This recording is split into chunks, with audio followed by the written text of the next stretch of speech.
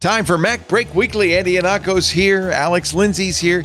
Filling in for Jason Snell, the wonderful Doc Rock. We will talk about the tariffs on again, off again, on again. I don't know what's going on. What does it mean for the price of the iPhone and Macintoshes?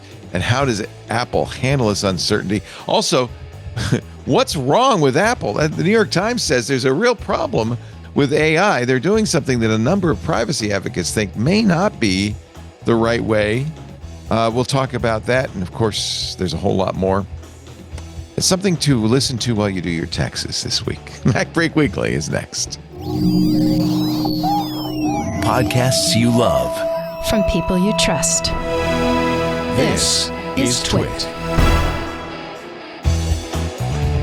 This is MacBreak Weekly, episode 968, recorded Tuesday, April 15th, 2025.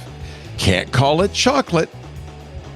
It's time for MacBreak Weekly, the show we get together and talk about the latest Apple news. Joining me now, our Apple gang. Alex Lindsay's here from officehours.global and 090.media. Hello, Alex. Hello.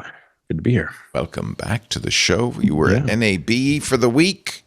I was only there for a couple days, and then I had to do a production. But it was good. It was good. We'll get an NAB update in moments. Yeah. But first, say hello to Andy Anatko. Hello, Andrew. Hey there, Heather. Who there? Hey there, hey there, hey there. What's new in Andy Anatko's world? Anything? The good news is that I'm doing an office clean out and finding a lot of things that I was about to replace. That's usually my motivation for it's not spring cleaning. It's like, let's go down to the baseboards. Let's throw the baseboards. It's like, now I have to I need to replace earbuds. I have like a 10 gigabit switch that I bought that I was going to install that I can't find. Basically, I have a spreadsheet that says, here's how much it would cost to just simply buy all that stuff all over again versus here's how much time it will take to clean the office to the extent where you have actually gotten through every corner and every box. And this time the math.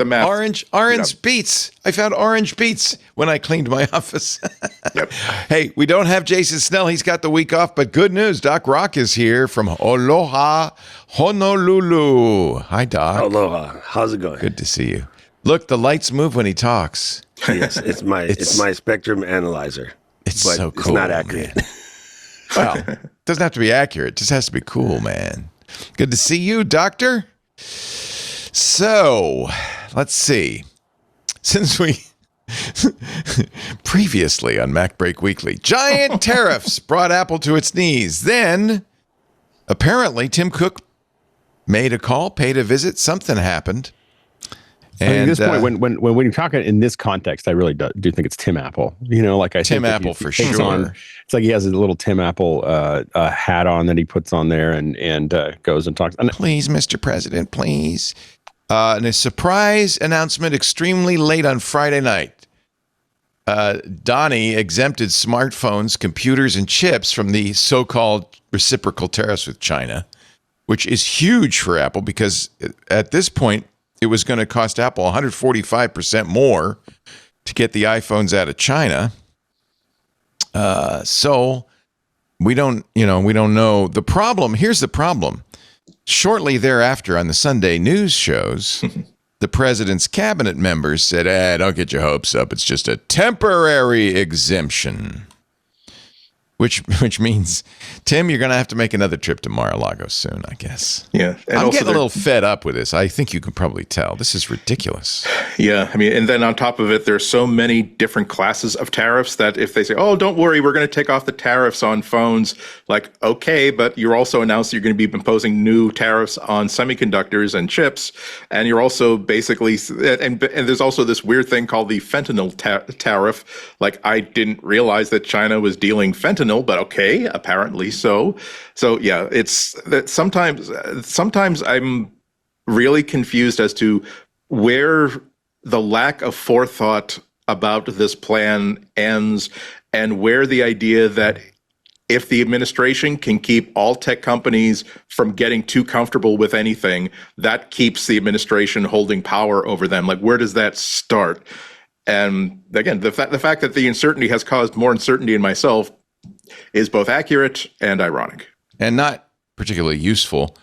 When the president was talking with the president of El Salvador, touting his ability to send American citizens to concentration camps in El Salvador without due process. He said, he was asked, parenthetically, about Apple.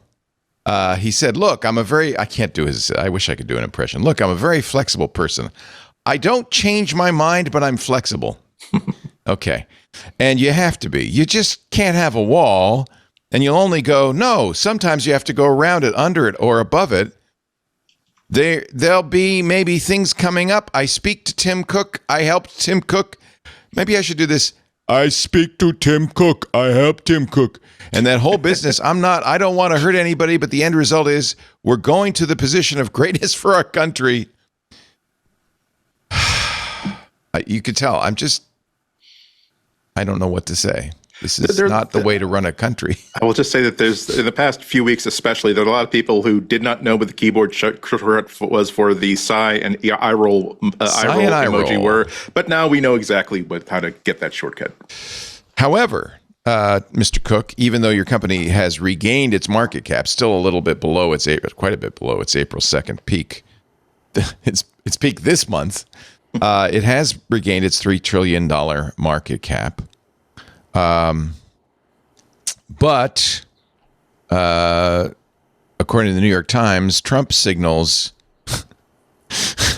that there will be new tariffs on computer chips and drugs because I don't pay enough for my medications.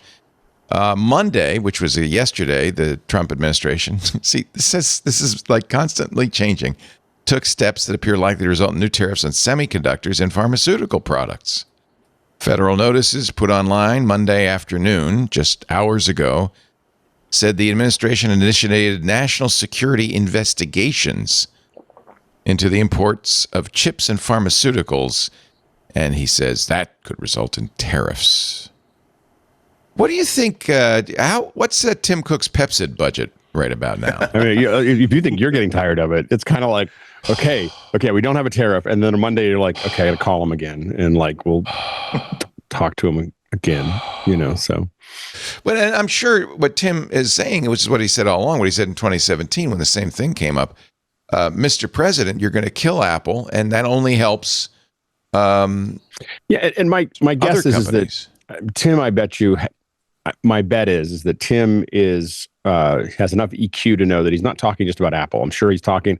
If you look at the things that were exempted, he probably talked to Trump and talked about all these industries that'll be negatively affected and how that actually undermines America's competitiveness and these different verticals. And Apple's one. He probably put Apple into a larger basket and said all of these baskets are important.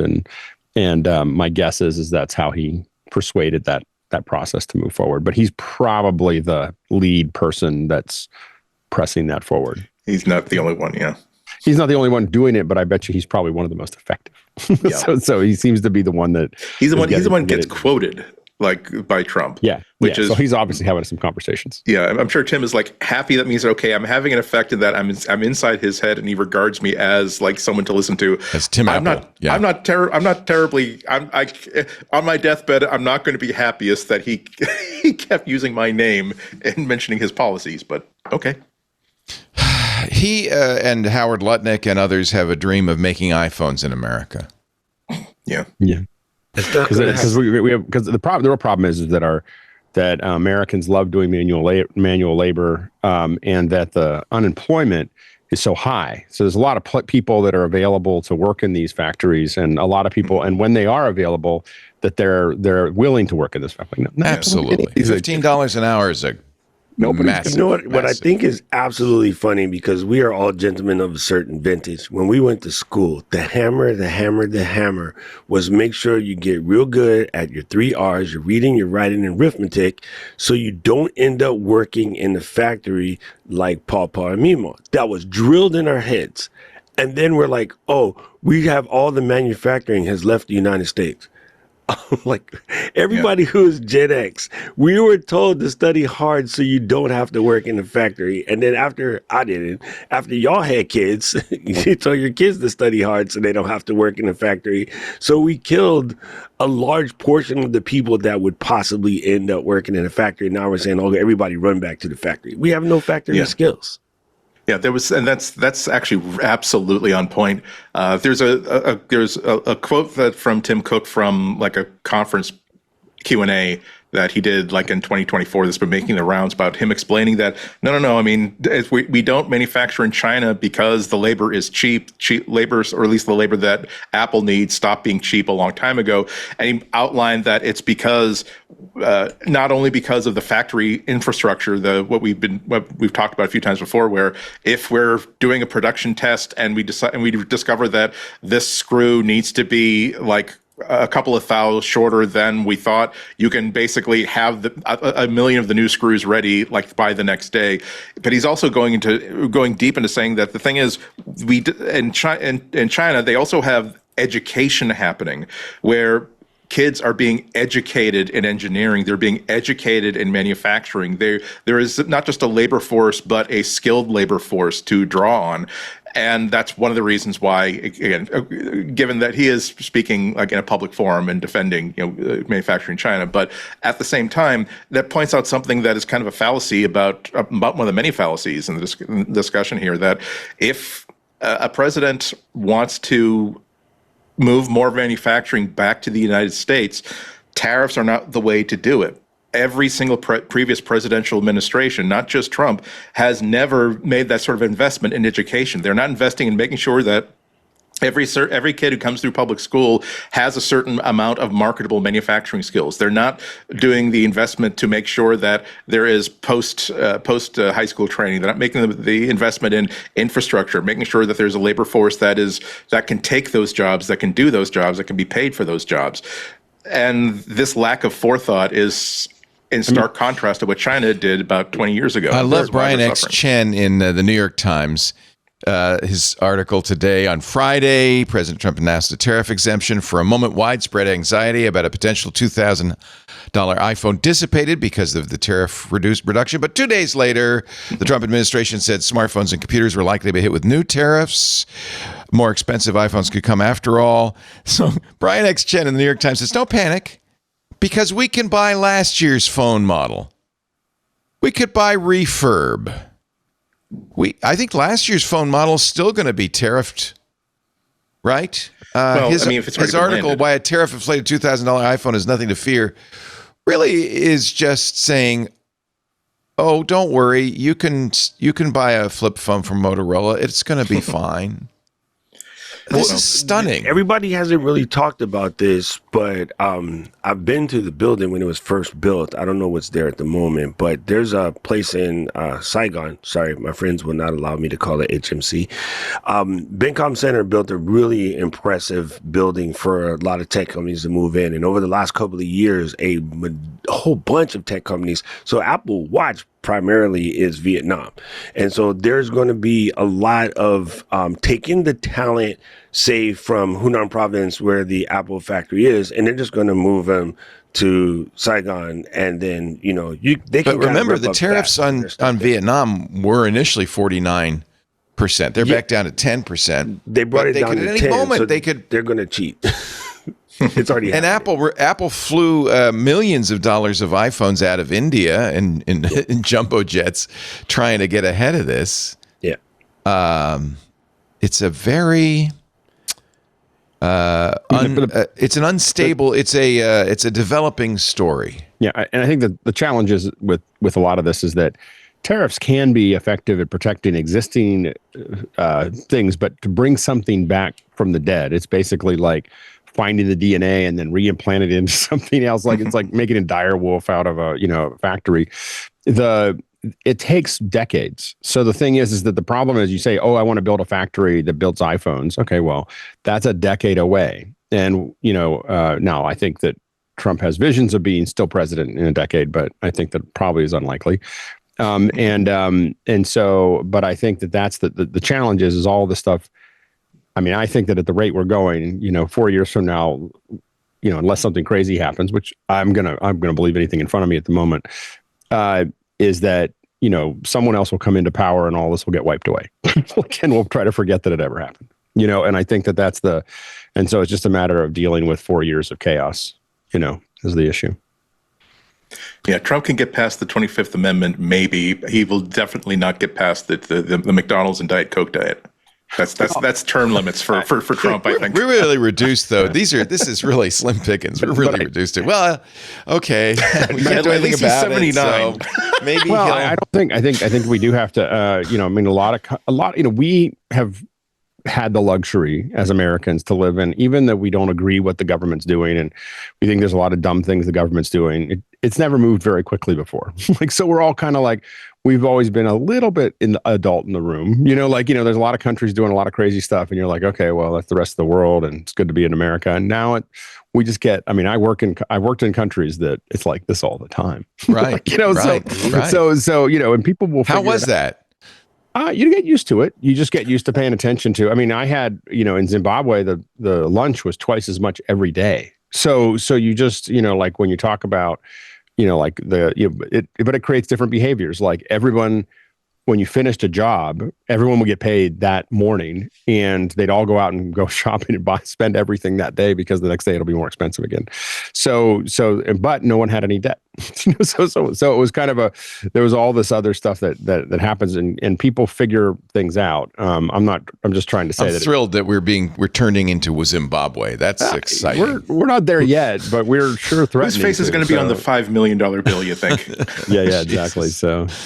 All right. Anyway, but it could be. I mean, I think we need to kind of steel ourselves that it could be 4 years of every day is like this. So yeah, Andy, we should put in a request that if they decide to do the $5 million bill, that we get like a Mount Twitmore. So it's like Leo, yourself.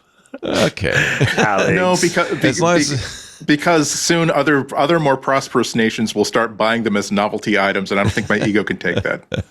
Somebody in our Discord, I wallpapered my thing with anyway. Somebody's on Discord says, Alex Howard says, it's going to be like Cuba, except instead of old cars, everybody will have old phones taped together and duct tape. Look at my Moto Razr. How do you like that, huh? You want to see a phone with tail fins? Go to the United States. Yeah. It was a simpler time.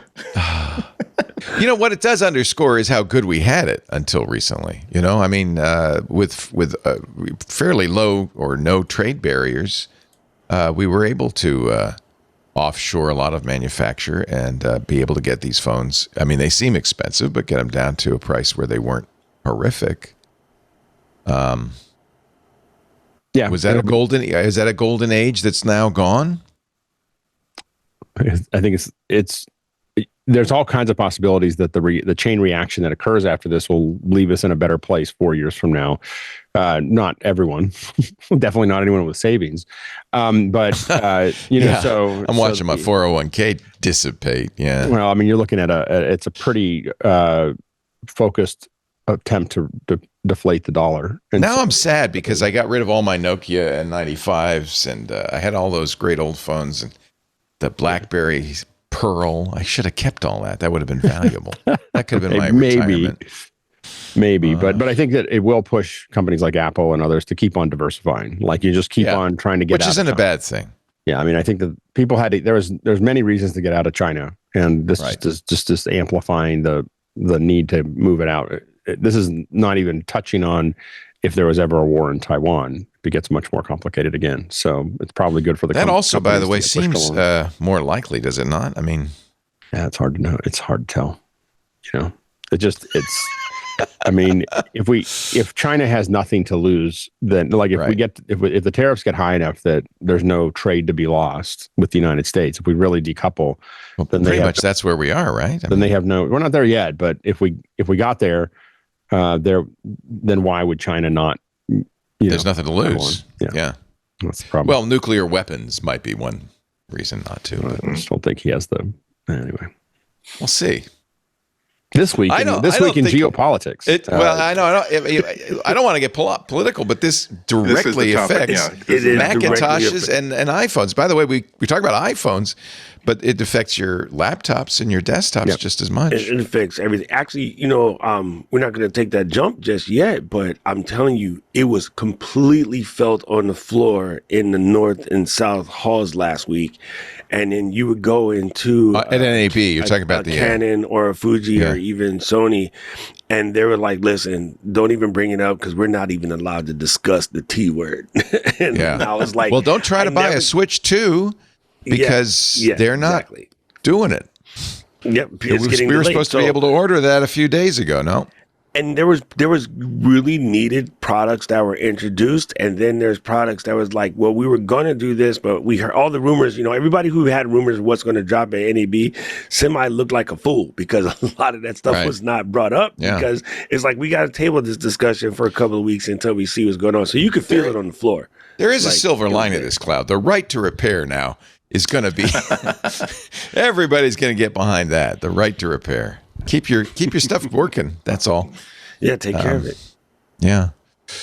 Damn, I wish I were able to replace the batteries in my AirPods. That's going to be an issue. Yeah. What's wrong with Apple? Asked the New York Times. So Apple has been going through some tough times. Before the threat of tariffs, says Trip Mickle, there were questions about the company's inability to make good on new ideas, and specifically the new idea was AI. And we are now learning what a cluster this AI thing has been for years. I guess we should refer to the information story here. How Apple fumbled Siri's makeover. This is Wayne Ma. Last month, Apple shook up the leadership of Siri. A behind the scenes look at the effort shows just how dysfunctional it got. Have you guys read this yet? I mean, it's an indictment.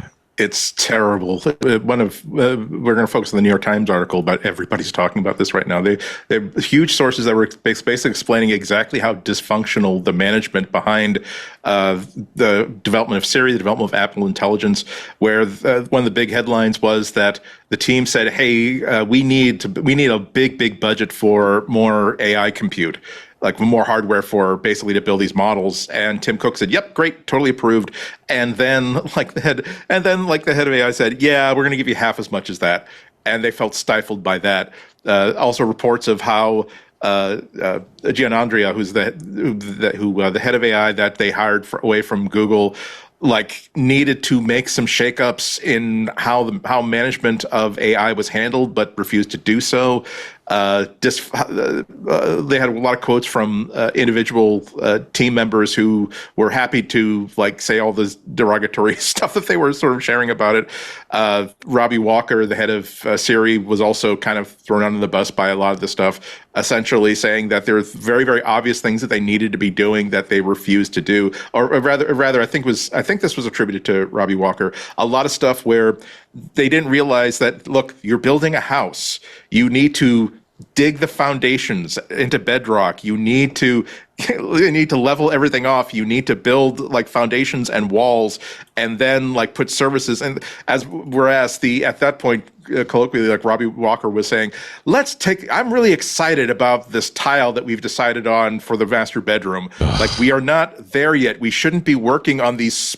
We shouldn't be proud of these small, tiny, almost insignificant and ineffectual achievements. We are not yet ready to even to demonstrate basic functionality yet. And so they're saying that a lot of the resources and time were being thrown away by focusing on the tiny picture as opposed to the big picture.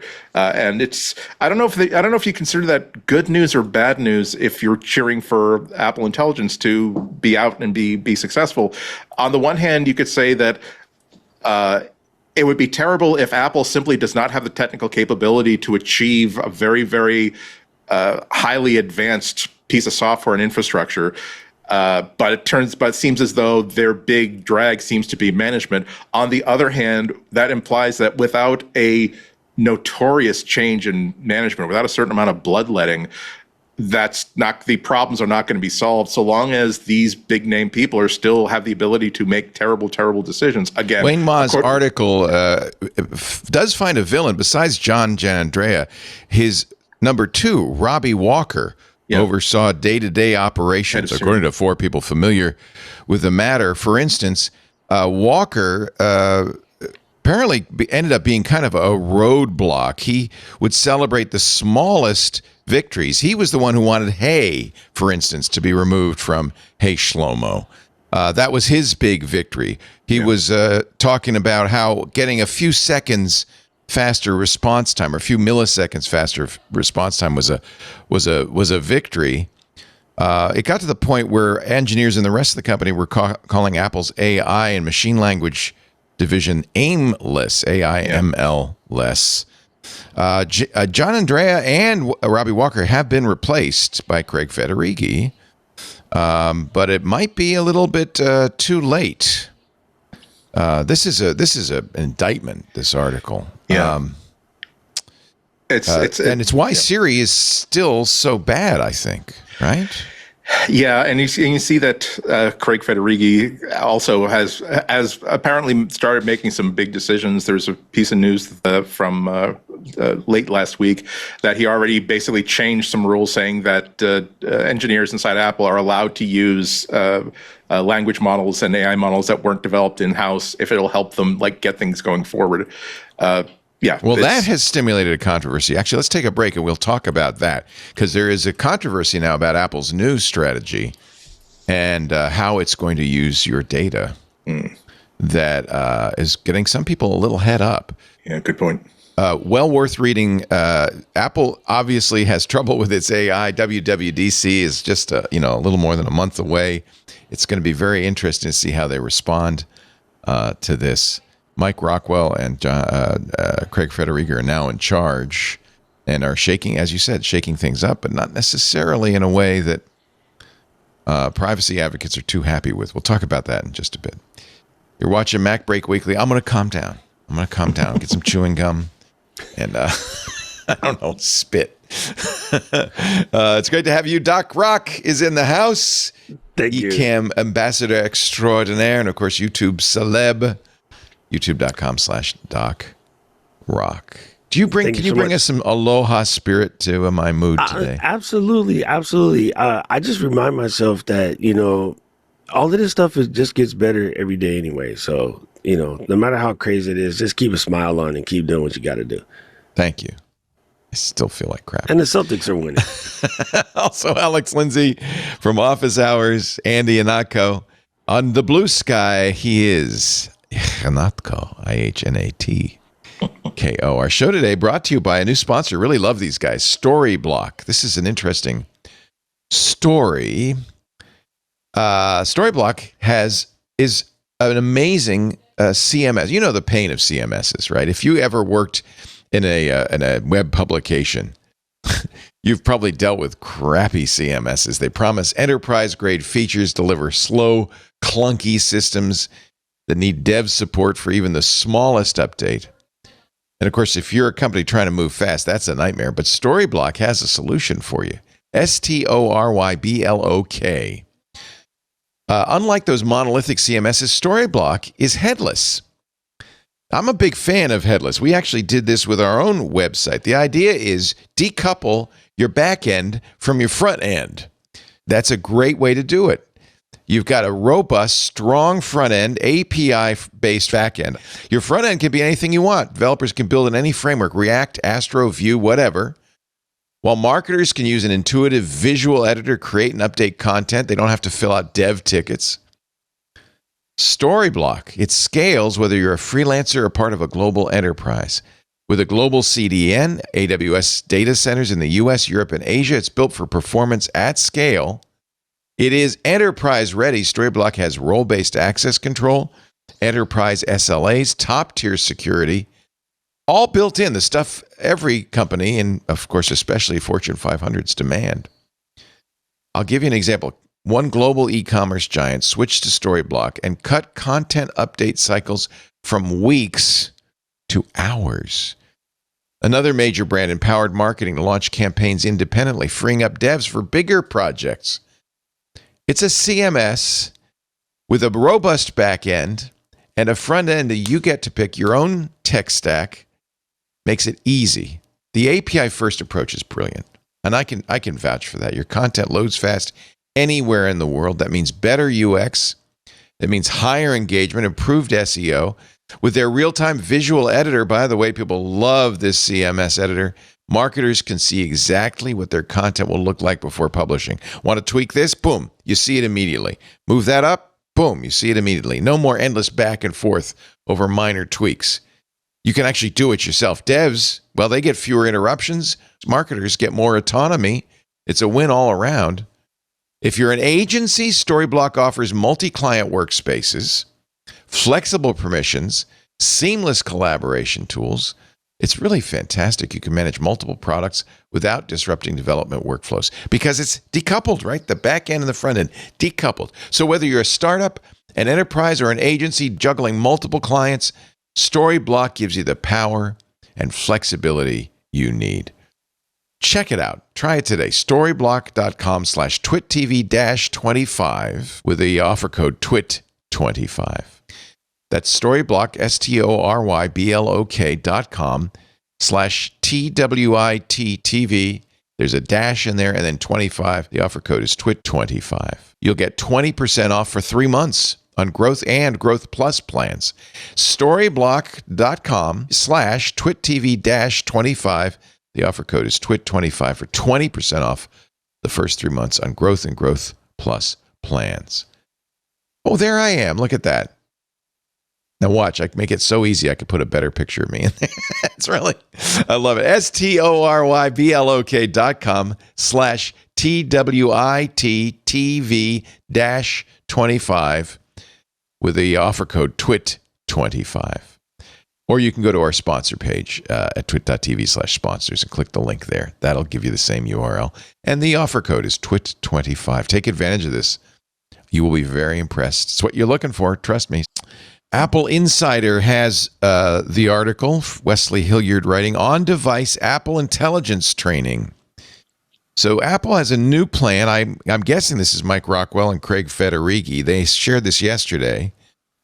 It is opt-in, but it's a new way to train. They're going to use differential privacy, which you may have heard this term. They started doing this in 2016.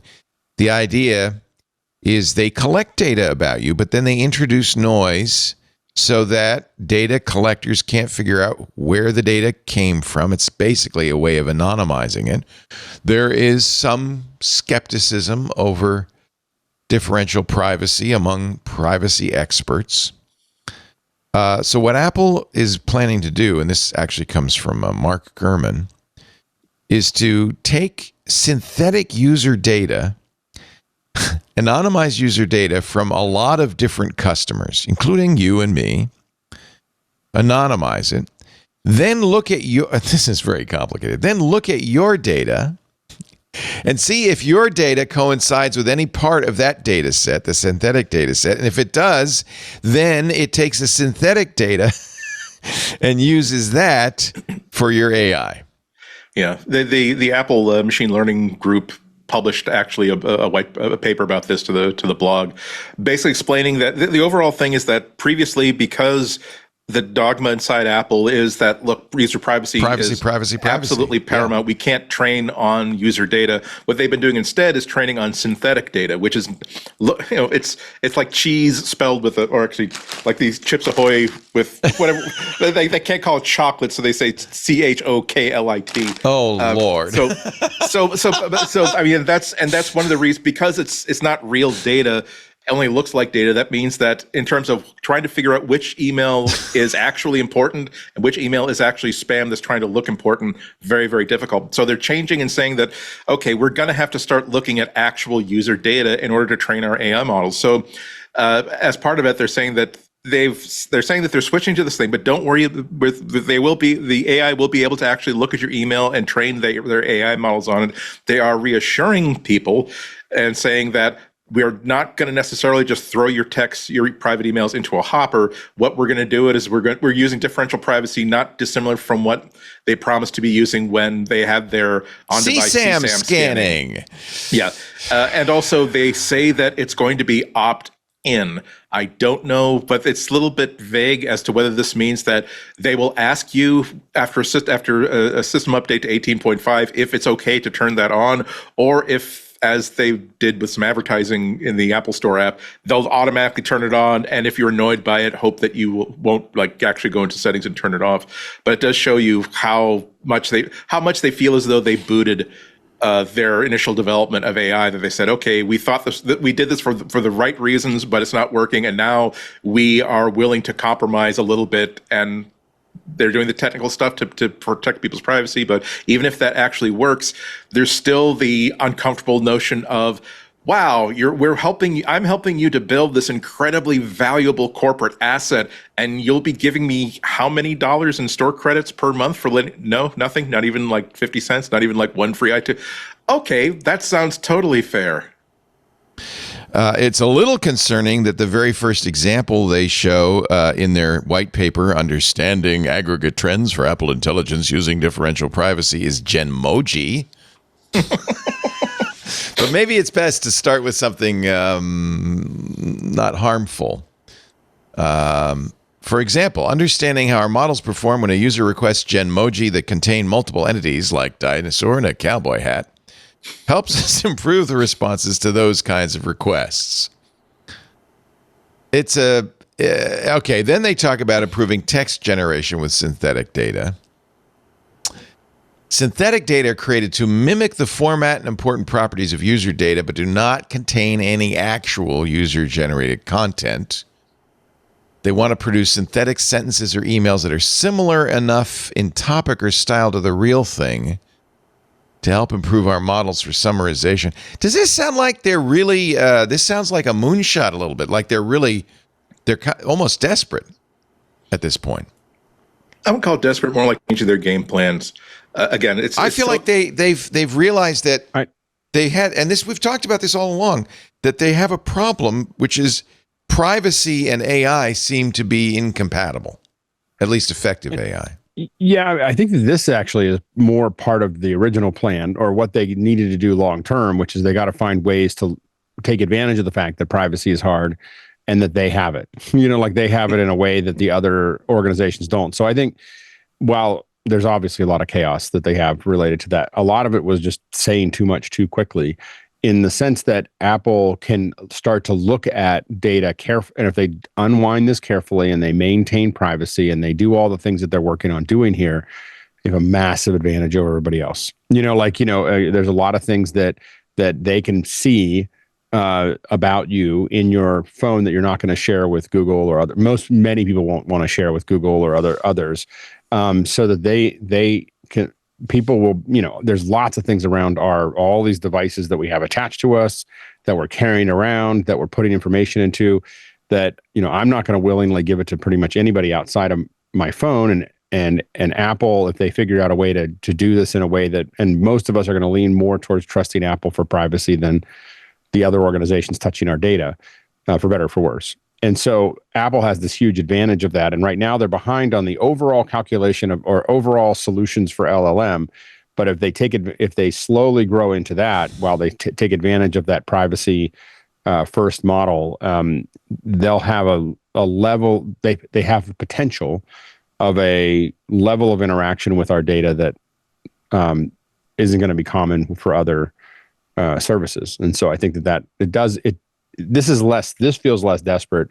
A lot of the other stuff they were doing feels pretty desperate. And again, it was mostly people starting to say stuff that wasn't done when no one was going anywhere. Like the users are not leaving tomorrow because they didn't have AI on their phone. I mean, I'm using ChatGPT, like someone, I apologize for forgetting the person's name.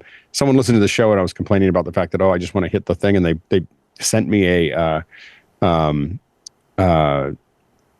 shortcut on my phone. So now I just say something. I say a Siri shortcut, and what do I get? ChatGPT set up for chat. So now so now I just say start chat all the time, and it works great. to Alex's point, I think this is very important. And from a user perspective, never mind the noise of the media and the pundits and everybody, all the naysayers. I would rather Apple take 2 more years, like give me 2027 April to nail this correctly than to be forced into doing something because everybody keeps yapping about something that the majority of us don't care about. I don't care that Siri is broken right now if I know that in 2 years I can get a situation where I do ask the question like, would you like to play tennis tomorrow at 11? And it automatically knows that of the 3 of you, the only one that plays tennis is Alex. So it's going to send a message to Alex. I don't even have to say that part because it knows we played tennis on Tuesday like 6 weeks in a row. Like those are the kind of stuff where it's going to come in really handy. And I don't think it knows that. I think that's the whole point, though, is it does not look at your data. But it will, if you could do it in the enclave of your phone and it can figure out your context based on your phone, it doesn't have to go to anybody's servers, and it realizes what you do, and you could develop an intelligent assistant that doesn't require you sharing this private information with anybody else. This is where they're going to win, and I'd rather them just take their time and do it correct. Because a lot of people are just making noise and like, oh, let me make all these cool Studio Ghibli stuffs as a huge fan and as a person who loves the idea of Mr. Miyazaki, because I watched all the documentaries, watched all of the film, been to the hometown, the whole 9 yards, I was kind of irritated watching everybody else steal his style and make those things. I did one, and then I'm like, yeah, okay, I got to stop because this is in the scope of what he does. You know what I mean? Apple introduced the idea of differential privacy in 2016. I mean, and they've been working on this for some time. At that time, experts said, the EFF said, yeah, in principle, this is a good idea. We'd like to know more about how Apple does it, and it's one of those situations where there's a slider between complete privacy and no privacy, and effectiveness and ineffectiveness, and it's really all about. There's a picture of the slider. I don't know. That's a mathemat. This is from Wikipedia. The problem is it's not perfect. And how it's implemented really is the devil's in the details. And Apple is not completely forthcoming about how they implement it. Now, I'm encouraged by the fact that they have been doing this since 2016. That's a good sign. They were one of the first to offer differential privacy. And that it's opt-in, I think, as you point out, Andy, is a very good sign. Yeah. And also, as Alex said, if there's anybody that we're going to be trusting with more access to our personal data, it's definitely Apple. And they've earned that kind of trust, and that's great. I'm not sure if I think it will allow them to catch up and get where they need to go. I'm not sure if it's an advantage, so to speak, because Google's user base is just so much bigger than Apple's. The number of people who opt in or fail to opt out, which is more Google style, is so great that those people are going to be training and improving the models for the people who are concerned about their privacy on Google and have clicked the button and say, no, you can't use you can't see any of my data for this, you can't see any of my data for that. They will still have the benefits of Gemini 2 point whatever, looking at your Gmail inbox and being able to surface, no, these are absolutely the most important emails in this inbox. Or when I ask my calendar, where was that place I went to with that person that time, to parse that, you met your Aunt Gladys at this restaurant in New Orleans on this date. That's the sort of stuff that is going to benefit everybody, thanks to the people who actually were okay with giving more data. You talk about sliders. This has always been something that Apple has had to confront, where their institutional culture of privacy being sacrosanct, being part of every decision at the very, very beginning, is a very, very important part of what they do and why it's great. However, that doesn't come at no cost to how well their products work. And so I think eternally, and certainly for the foreseeable future, there's going to always be that question of, if we compromise privacy a little bit, and so not so much that there is anything we can point to that's tangible that people are losing by giving up this much privacy, and give the users a disproportionately high benefit compared to what we compromised in their privacy by getting that data. That's something we should be going for, and that's something that they have to figure out where that slider needs to be, because again, I've decided that the deal with the devil is perfectly fine by me. I'm getting as much or more than I feel as though I'm giving up, and I trust Google to keep be the only person that exploits this data as opposed to selling it off to other people. And as a result, boy, their AI products, they aren't like the silly stuff like, Studio Ghibli version of whatever. It really is, again, I'm looking for the photo of the place where I went that time, and it actually coming through. And the ability to simply say that here is like 2,000 pages worth of documents on this subject. I need you to tell me what in these documents refers to how tariffs are going to help medical technology or hurt medical technology. And boom, within like 20 seconds, giving me not hallucinations, but a summary, quotations, links to exactly where I can go to find these things. That's the stuff that makes me glad that Google is exploiting people. And that's the stuff. And Apple needs to get some of that magic going for its products too. Or do what Alex is doing, which is keep Apple out of the AI space and use third-party AI tools when you need them. If Apple catches up at some point and goes, "Oh, that's great," I'll be like, "Oh, that's great." This feels like a Hail Mary, to be honest. But I think I think it'll take 5 to 10 years for it to develop. I think that it is, but I think that again, as a somewhat average Apple user, I just don't care. As long as the phone keeps getting better. The biggest Apple intelligence thing that was useful is being able to open up my iPhone and point to something I don't want in the photo and have it disappear. I was like, that's really cool. It works really, really well. And so I was kind of like, okay, AI works. Now I'm going to go back to what I was doing, and I'm a person that's using AI in some form every hour of every work hour of the day. Yeah, I'm using AI in some form. Correct. Like, so it's not like I'm anti-AI or I'm not using it. Oh, of course. But so I just don't care if Apple's doing it. Like, it's not like. Well, that's what I'm saying is that Apple doesn't have to provide. It doesn't like it's Apple rushing around trying to figure this out. I mean, they can keep on talking about this, and I think that they should keep developing for it. But in the same way that they're developing Vision, glasses for the Vision Pro.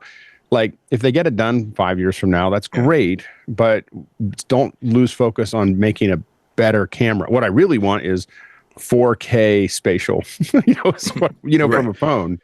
Apple's a $3 trillion company. It could probably do more than one thing at a time. Yeah, they have brought in they got to keep their corporate DNA, and the main thing here is they do not break their corporate DNA, which is keeping up with the privacy. And to that point, this is the best example I could think of. When I first started DJing and people used to get lippy at the end of the night, I go outside and remind them that I am a retired soldier and I worked in special forces and I can kind of handle this all myself. As I became more popular, I couldn't handle those things by myself. And it's not because I wasn't physically capable. It just wasn't conducive to the business. It would look really, really bad and possibly ruin a career. So Apple can do the same thing we did in those days. You just gave somebody across the room to look, and then they would handle it. And you have plausible deniability. That is what Alec and I are talking about. We're like, let somebody else do all of that AI stuff. We really don't care. Apple, take your time and do your thing. Don't break what made you famous. Don't break what made you good over the idea of doing the trivialities of AI. Between Super Whisper, ChatGPT, and Gemini, and I'm with you on this, Andy, Gemini rocks right now. I just did 4 videos on Notebook LM and how to get the best out of it and use it to teach you anything. You can finally learn ancient Mesopotamian basket weaving, and it's phenomenal. Some things you just need to keep your hand out. So Apple does not have to say, "Oh, it'd be a shame if something happened to your pretty AI." They have other people that can handle that for you. Yeah, the things I just remembered something that is a perfect example that while Apple can't find its car keys with Siri, I'm inside the library because I stream from the library. But something I used just last week, I finally got my phone finally got Gemini with camera, Gemini Live with camera. Now where I can give it access to the camera live, I can give it access to my screen live, and I've been trying to break it and I can't. And which means I'm now just using it to see, I bet this will do a good job with this. Upstairs, there's a library book sale that goes on all the time. And so I'm always looking at the shelves for interesting books to read. They're only like $1 or $2 each. I decided, gee, I wonder if Gemini Live with camera can do this. I turned on the camera, and I'm just like, as I'm looking at the shelves, I'm passing the camera along the shelves and says, hey, it seems like you got a lot of books there. Are you just browsing? And I said, no, I'm actually looking for like something light to read. Do you see anything that kind of stands out? And we're having a conversation about books it wild. sees that might fit that. And like as I'm talking to it, it's like it's a nice lighthearted mystery. Like you said, they wanted something that was kind of like P.G. Woodhouse. It kind of does that. It's like, oh, that sounds good. What shelf was that on? It's on the second shelf. It's got a red spine. And this is what Apple's afraid of, is that people are going to see this and want Android phones, right? Yeah. And it's not just the feature, because I'm sure that will come to the Gemini app on iOS. But the danger is when I'm not sure it will. Well, maybe. But remember that Google's business plan is always the more people are using our services, the more data we get, and the more valuable. Apple has that to also gets. let it. Remember, but the point that I was trying to make with that is just that you don't want a situation where my go-to tool on the iPhone is something that is not made by Apple, if Apple is capable of doing it themselves. Gemini is becoming more and more important to my daily life. So it's such that I'm no longer saying, oh, wow, Gemini is really good at like a year ago, it would be like, oh, Gemini is really good at summarizing this 1,000-page PDF that I downloaded. I will do it for that. Notebook LM is really good for that. Now with Gemini 2.5, I'm into, hey, I need to know what the Unicode character for a down arrow pointing whatever is.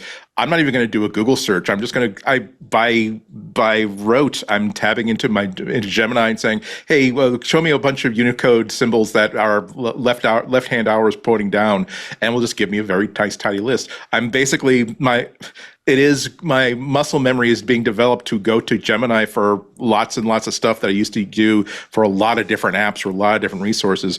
What Apple absolutely does not want to happen is for just like they don't want it to happen that the iPhone loses another, let's say, 10 percentage points towards the disaster of it being just another device that runs Gemini, or just another device that runs Instagram, just another device that runs Microsoft Office. Microsoft Office will run on a whole bunch of different things. Mine just happens to have an Apple logo on it because I like the way it's constructed and supported. That even if it's just a few percentage points, some year that's going to be the difference between somebody going into an Apple store, not being terribly thrilled with the new iPhone, but then like going across the street to the Google store, which is Boston is one of the very few cities in the world you can actually do that, and saying, wow, I can actually get like pretty much the same powered phone with double the storage for the same amount of money. And yeah, of course it's going to run like these 5 apps that I need. Why am I wasting money? Why should I get 256 gigabytes of storage on an iPhone where I can get double the storage on a Pixel phone and will do 98% of what I would want an iPhone to do? That's the danger that Apple is in. Yeah, precisely. This will all come out in iOS and iPadOS 18.5, macOS 15.5. Those are in their second developer beta as of yesterday. I imagine a public beta is around the corner. That's when you'll get the option to opt into this. I don't know if opting in will then give you additional features, because remember, opting in is merely saying, okay, you can take my data, put it up on your cloud for training after anonymization. I don't know at what point then they have to train the stuff, and then it has to be available to you. So I suspect there'll be a period of time between turning this on and the ability to use it. We'll see. They're going to do an image playground, image wand, as I mentioned, Genmoji, memories creation, visual intelligence, as well as Genmoji and writing. This is Mark Gurman saying 18.5, although I think that's probably accurate. You'll all turn it on or no? Sure. Yeah, I would turn it on. Yeah, I'll turn it on. You trust Apple. I trust them. That's basically saying I trust you to do differential privacy. And it's a well-earned trust, and this is why we just don't want them to break it over the idea of speed and like pleasing people on Wall Street. Precisely. Yeah. So we're encouraged that Mike Rockwell and Craig Federighi are in charge. They brought in the old hands. I don't know where John Andrea ended up. He's in some corner of Cupertino working on something. His go-away money gives him a chance to come and hang out with me for a couple of months. Yeah, there you go. Move to Hawaii. Yeah. The company plans to announce Apple Intelligent upgrades at WWDC, of course, in June 9th, but won't implement long-awaited features for Siri until next year. That's the last sentence of Mark Gurman's. And I think that Apple definitely is going to stop telling people things that they don't have working. Yeah, that would be a good thing. That'd be a good start. Yep. Yep. All right. Time to take another break. You're watching MacBreak Weekly. Alex Lindsay, Andy Anako filling in for Jason Snell this week. So great to have you, Doc Rock. Thank you for being here. Our show today brought to you by Melissa. Love these guys. You know, we just celebrated our 20th anniversary on Sunday of Twit. Melissa is celebrating 40 years, twice as long as the trusted data quality expert. But Melissa does not rest on its laurels. Lately, of course, machine learning, AI has become all the rage. Melissa thinks of it more as data science. And they have actually acquired companies, hired data scientists to improve what they do for you, whether it's manufacturing, supply chain management, the healthcare industry. Melissa AI has the power to boost efficiency, personalize customer experiences, and spark innovation. We've always said using poor quality data can result in expensive, embarrassing mistakes. Just getting an address wrong and sending a shipment to the wrong place is bad. But there's more at stake in areas like healthcare. Yes, healthcare. Melissa's in healthcare. Using AI models with inaccurate data can result in a wrong diagnosis. Or worse, a recent study found that only 4% of companies consider their data ready for AI models. This ties right into what we were just talking about with Apple. Even the most advanced AI models cannot correct underlying data quality issues. Garbage in, garbage out. But that's where Melissa comes in. Imagine having a data expert on your team that never sleeps. Melissa's intelligence system will verify identity, can do it to prevent fraud and gaming operations. In medicine, they're using Melissa to ensure valid patient and medicine identification to make sure you're getting the right meds at the right time and the right dose. Melissa securely updates and verifies constituent data across government databases. Melissa's everywhere. And if you're a financial institution, Melissa will help with Know Your Business and Know Your Customer, enabling verification and monitoring.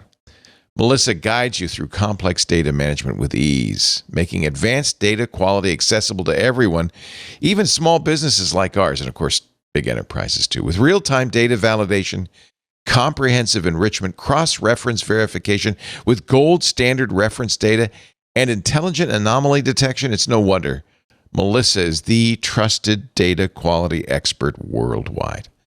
And of course, your data is absolutely secure with Melissa. They encrypt all file transfers.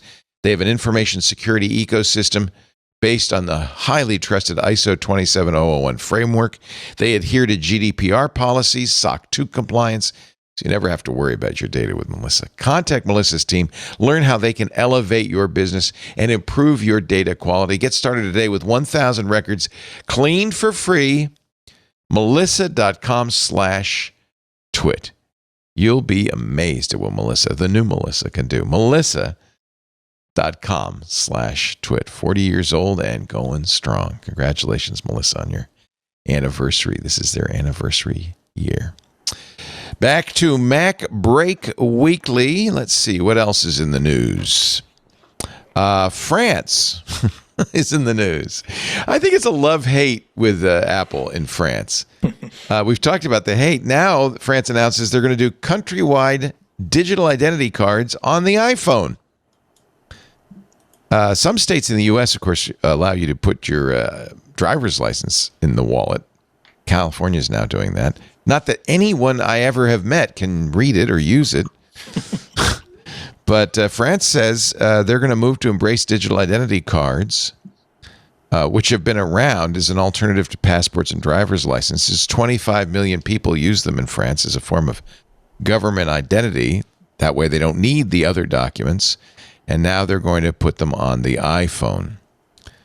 The ID card will be going digital, available on mobile devices soon. This is in French, so I'm translating for you.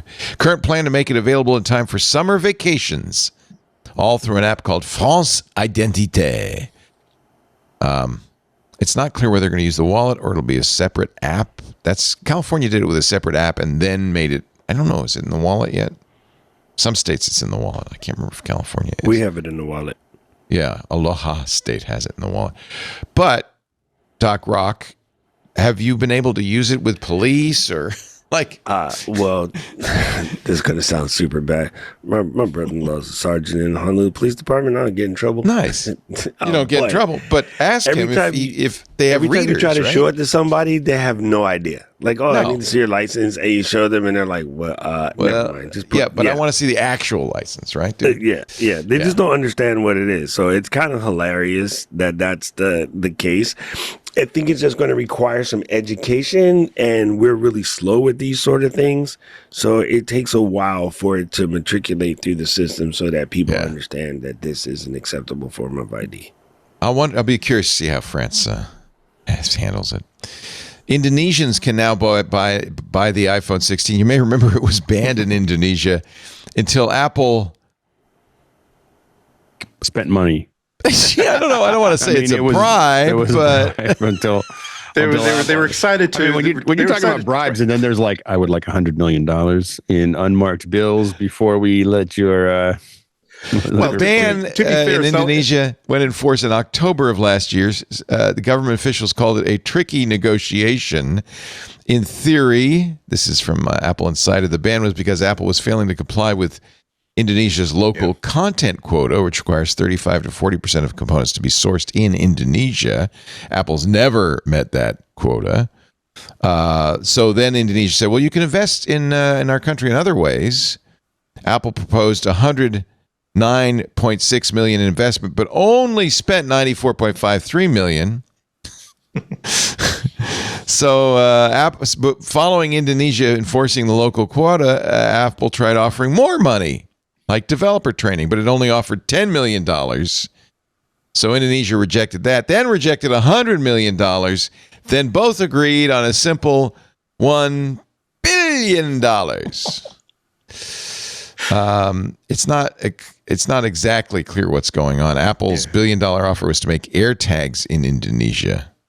Of course, they're not in the phone. They're going for more investment in factories and infrastructure in Indonesia, like related to Apple, not just, hey, just give us. This wasn't like a donation to like the inauguration party. This was like, we want you to invest more. Yeah, and they felt like they had been a little bit slighted, or at least they were using that as an excuse to put the hammer down. But that was you got to admit that was a real Kaiser Soze move. Like Indonesia showed other countries what real motivation is like. It's like, okay, guess what? We are going to make it not only like not ban the sale of your new iPhone here, we will ban the sale of iPhones in here to say the use. We will have our ministers basically say that, tell everybody, hey, if you see somebody with an iPhone, they might be a criminal, call a cop. And Apple said, okay, we probably can't just simply like wait this one out. They do seem serious about wanting their money. Let's open some good faith negotiations. Neither Apple nor Indonesia have revealed how the ban was finally settled. So I leave it to your imagination. You see these T-shirts? You usually can only get them at the Apple campus, but we're going to give them to you right here. Alex Lindsay says they're the best. So good. So good. Okay. Instagram may be coming to the iPad after 15 years. I don't know why people are still so worried about this, but there hasn't been an iPad app, which is weird. Yeah. What? Who cares? Well, it's not.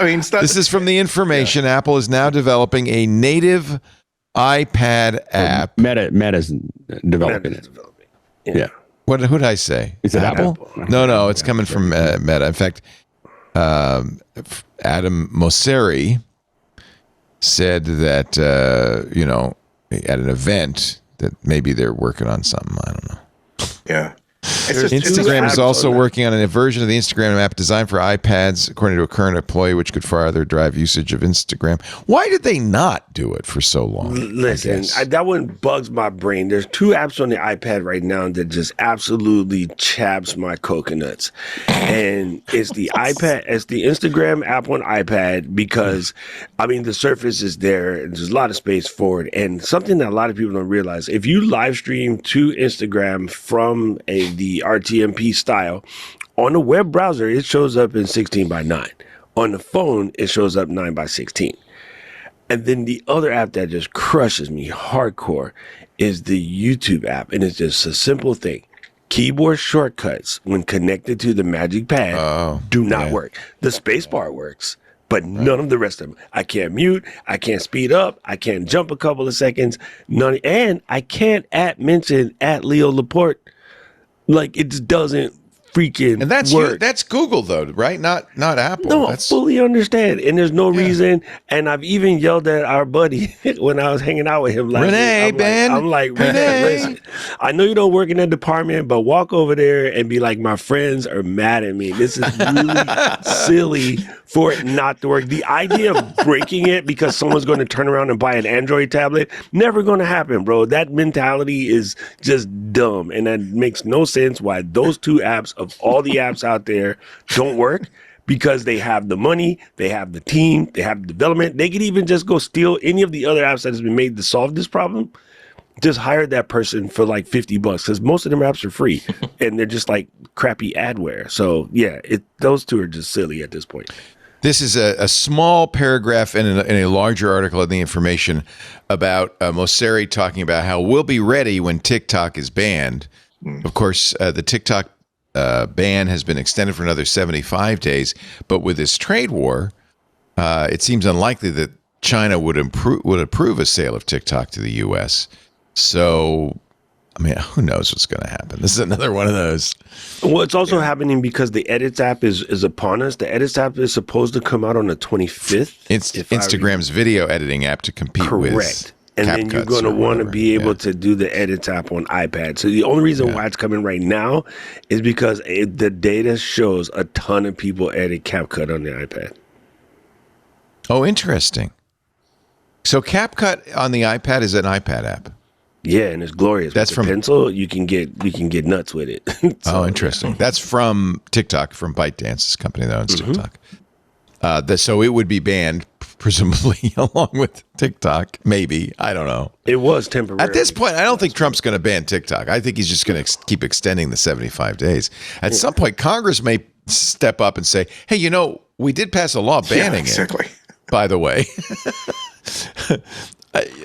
This isn't like stopping Social Security payments to elderly widows. This is actually a law here. This counts. This counts. Yeah.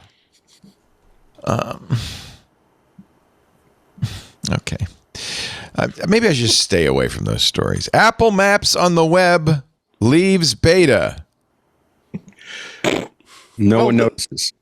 Nobody even cares. Well, it's only interesting in the sense that like it was always super weird that it doesn't, even the beta did not work on Android devices.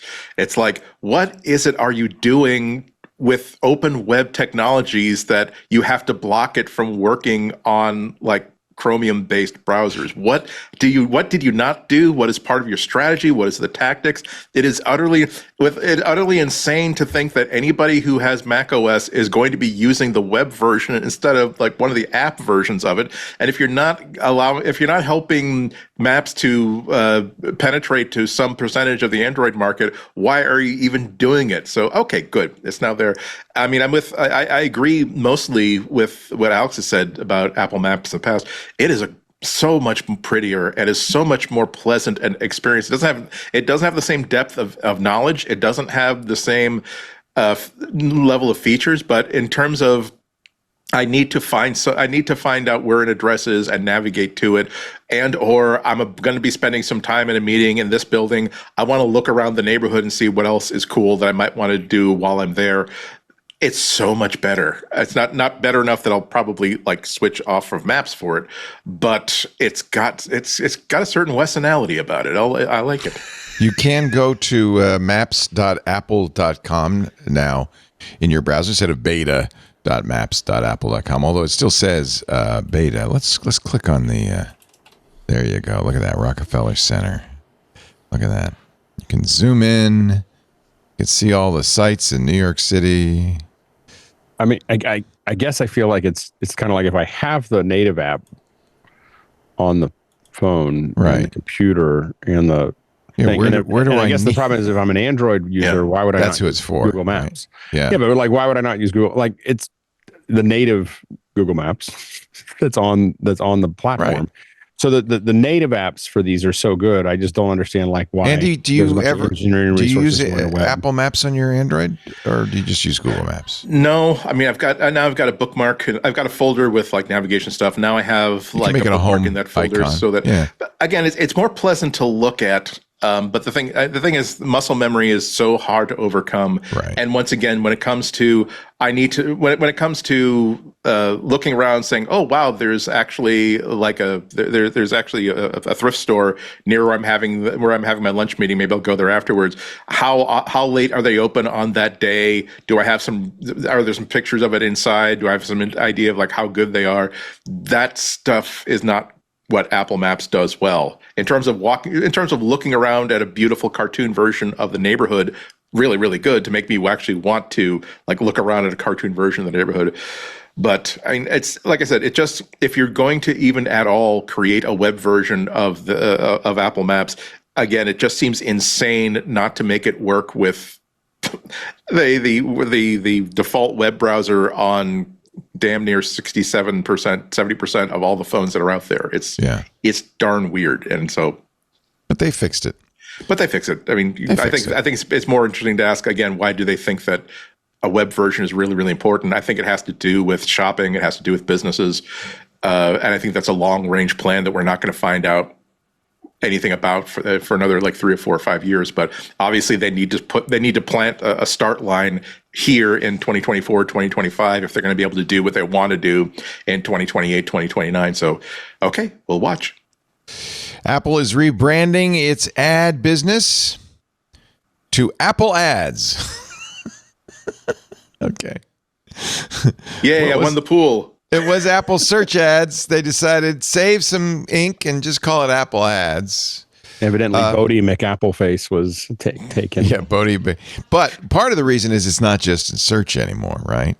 So before it was just a top of the search results. Today, advertisers, according to Apple, can run ads in multiple places across the App Store. So we've decided to change our name. Apple Ads everywhere. Yeah. People forget they have an ad business, but they do. And so there's a reason for them to know more stuff about you. And the only reason, I mean, honestly, I really think the reason Apple doubled down on privacy is because their ad business was so crappy. They thought, well, okay, we'll just embrace it, you know? That's always been a thing. I do believe that their belief in the importance of privacy is genuine and sincere. However, it also means that because they don't know how to make any money off of compromising people's privacy, means that anytime there's an argument in a meeting, they say it's easy for that person to get shouted down. Right. Whereas when there's an argument about, hey, wouldn't it be great if, like, you know how great our iPhone camera is? It'd be great if when they send it to someone who was not using iMessage, that looked just as great as it did on the iPhone. That argument gets shouted down in a big hurry because it affects sales of hardware. So yeah.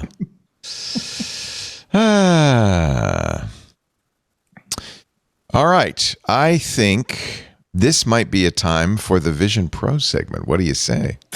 What do you Vision Pro segment? It's time we have our own music. Vision Pro. This is how long it's been, Doc Rock.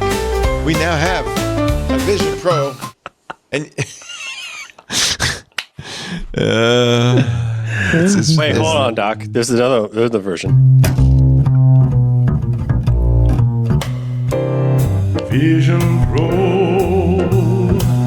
oh Vision Pro, Vision Pro, please don't go.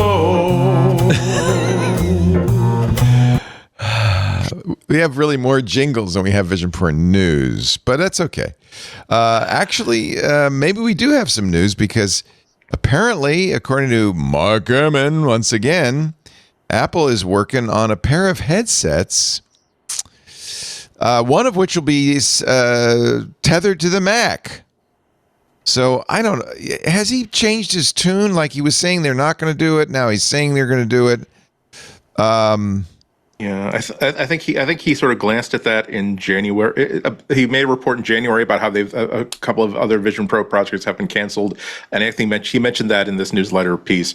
But the idea of a Vision Pro that's tethered to the Mac, this is not like a long 800-word like explosive piece of news. It was just, here's some information we picked up. There's these two models, but the idea of having a Vision Pro that's tethered to the Mac potentially seems like is very interesting to me because I'm getting more and more interested in the idea of acquiring a headset as an external display that will work with my MacBook, that'll work with my Android phone, that'll work with my iPad, stuff like that. Apple decided that, well, what could we do if we decide to leave the compute on the Mac, also have the device drawing power from the Mac. That basically means that the chip count gets drastically reduced. We don't have to we don't have to have a battery like on a hip or anything like that. We can reduce the weight in so many different ways. If we decide that this is no longer a breakthrough spatial computing device, it is simply a very smart external display for all of our other devices.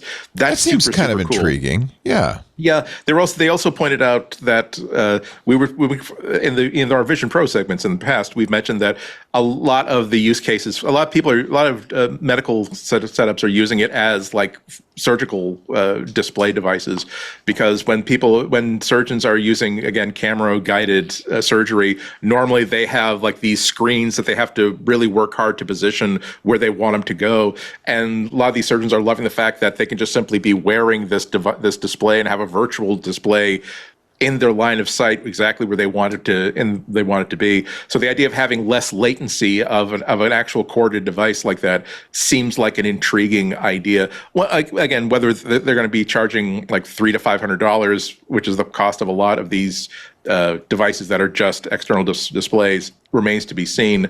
But less than $1,000 for, again, external display, but it has some compute power, so it doesn't necessarily have to just be an external display. I think that's really, really interesting. Gurman does point out that the plan is up in the air with the tariff uncertainty. One of the new headsets will seek to address the issues of price and weight by reducing the cost may even be more challenging with the possibility of tariffs, he writes. Vision Pro, of course, is made in China. The other headset, now he said in January, I mentioned, Gurman said that Apple had scrapped work on AR glasses that would tether to Mac. But now he says is working on Vision Pro that plugs into the Mac. Would you all, I'd be interested in that. It depends what the price is. I'm not sure I'd want to pay more than $1,500 for it. Would you guys be interested? It's almost another display, right? That's the idea. Yeah, I'm still pretty happy with the one I have. Yeah, I'm saying I like having it where I don't need to have it tethered. Okay. And it's only because just the absolute freedom it gives, and I don't mind being that dork on the airplane with the Apple Vision Pro, although I get a lot of questions. But it's funny, what I'm amazed at is when I'm on the plane with Vision Pro, no one asks me anything. I get I got one person sat. I move away from people wearing Vision Pros. I just say, "Can I have another row, Stuart, please?" No one even says anything except for I was playing chess one time, and the guy, when we were getting ready to get off the plane, the guy was like, "I got to know what you were doing." And I was like, "Oh, I was playing chess." And he's like, "Oh, it totally makes sense." He goes like, "Just couldn't figure it out. Your hands were just going like this, and I couldn't understand what you were doing." So when I had it the last time I took it on the plane, the lady asked me if I had a portable CPAP. I was like, "Oh, right, no, it's an Apple Vision Pro," and she's like, "Oh, you mean like those glasses?" And I was like, "Yeah, just so I can watch movies like at a higher clip." But the F1, Netflix F1, Apple Vision Pro, just right in there. So one of the things Gurman does say is it's all a stepping stone toward Tim Cook's grand vision, which he's been after for 10 years. He wants augmented reality glasses. He's made this idea, according to Gurman, a top priority for the company and is hell-bent, the words from Mark Gurman's mouth, hell-bent on creating an industry-leading product before Meta can. As you know, Meta has shown those Orion glasses, but they say they're years off. Tim cares about nothing else, says someone with knowledge of the matter. Now, that doesn't mean that someone works at Apple, by the way. That's just somebody with knowledge of the matter. It could be a reporter at the next desk. Could be Wayne Ma over at The Information. Tim cares about nothing else. It's the only thing he's really spending time on from a product development standpoint. If we believe this report, it sounds like I believe it. Do you believe it? I believe it for one particular thing and one particular thing only. Like, everybody is talking about what is the next thing that replaces the iPhone. Just from owning the Meta Ray-Bans for the last year and using them extensively, like I wear them every day at NAV, the new frontier of what's available as far as, devices and selling, glasses change the way social media works right now. Right? Social media right now requires there be a scene for you to look at it, interact, and things like that. But if you just have glasses, that just takes that whole party out of the thing. But it is a little bit more humanly conductive because there's not really a barrier between you and the next person. But we all know that, Doc Rock. That the real problem is this is a pipe dream. It's a fantasy. It's a fairy tale. The technology to do that is not. So is space flight and airplane flight and submarinian. Yeah, so you're in the equivalent of 1925 talking about landing on the moon. It is a distant goal. It is a pipe dream. I think that the tech moves faster than ever before, so I don't think it's super far out. It's something that we will see in our lifetime, but I think it just changes the game, and it takes away some of the nastiness of like, oh, everyone's putting the phone in between them and another human, which I'm like, you just have nothing to say because nobody look at the phone. We all agree it's a good idea. I don't know if I agree that it's going to happen anytime in our lifetime. Gurman writes, a variety of technologies need to be perfected: extraordinarily high resolution displays, a high performance chip, and a tiny battery that could offer hours of power each day. Apple also needs to figure out applications that make such a device as compelling as the iPhone. All this at a price that won't turn off consumers. That seems difficult. I understand why Tim Cook wants it. In fact, I think part of it is just ego. Tim's 60, what is he, 65? He's not going to be around long enough, but I think he wants a signature product. He doesn't have one. Yeah, but he's also smart enough and humble enough to know that sometimes if you want a cathedral to be here, you have to be the person who starts it and not the person who lives long enough to see it created. And so much of what would involve these smart glasses is stuff that Apple needs to start working on today, not the least of which is the AI about it. I mean, I'm sorry to bring Google back into it, but they demonstrated at a TED Talk, they brought up another working sample of their Gemini Live sort of glasses, more like kind of spectacles like the kind that Doc Rock is wearing. Not terribly, they have a presence, but they don't look like you're wearing something weird on your face. And the ability running the Gemini model on the device, where it was doing a live demonstration of, oh, where did I put my coffee? And we say, oh, well, you left your coffee like on that stand, like over there to the left. That's the sort of stuff that they're going to have to be able to get these glasses to do. My biggest fear, my biggest worry is that Apple is going to wait until the hardware technology has advanced to the state where they can build the device that they're imagining, and not thinking about, well, while we wait, can we build something like the Meta Ray-Ban, something that is just simply Siri inside your glasses, meaning it doesn't have to have a display. Isn't that what these Vision Pro models are? I mean, isn't that what they're saying? Not for $3,500, they aren't. I mean, the problem I still think is really content. And they just, the cameras are now getting close. I don't know what's going on at Apple when they make content. I mean, the baseball one just came out last week or the week before, and baseball is a horrible thing to shoot with immersive. Like as someone who's done immersive for the last 20 years, like if someone says, "Hey, let's shoot baseball," I'm like, "Let's not." Let's not do that. AR doesn't need content though. AR is the content is the real world. What you need though, and I know. Points this out, is software that can interpret and display stuff And none of that exists at this point. I mean, you want Siri to tell you what you're looking at? The display part is where we're getting stuck because people have it in their head that these things have to have a display like a computer. And I'm saying for right now, and to Andy's point, they do not. They need to just do what the Meta is doing. We don't have to worry about display technology. I don't think, for some reason, I don't think Tim wants to do the Meta Rebrands or anything like it. Again, that's what I worry about. Like they could make some really great products right now. Again, including an Apple display that is a wearable that doesn't even necessarily have the same quality of display as the absolutely top of the line $3,500 Apple Vision Pro. Just we want a device that is commensurate with the sort of display technology that we have on our mobile devices, and we will bring it. We don't necessarily have to compete with, again, these $250 spectacles that you see that are they're simply heads up, simply floating displays. But we will make sure that it's affordable. We will make sure that we don't. One of the features as we engineer this is going to be that we are not trying to develop a $2,000 thing that is simply something that people can admire. We want to build a $500 thing that people will actually walk into the line up at the Apple Store on launch day and actually buy. Imagine if you could be wearing these glasses and do the same thing you did earlier with your phone. Exactly. But instead with the glasses, and completely unobtrusively.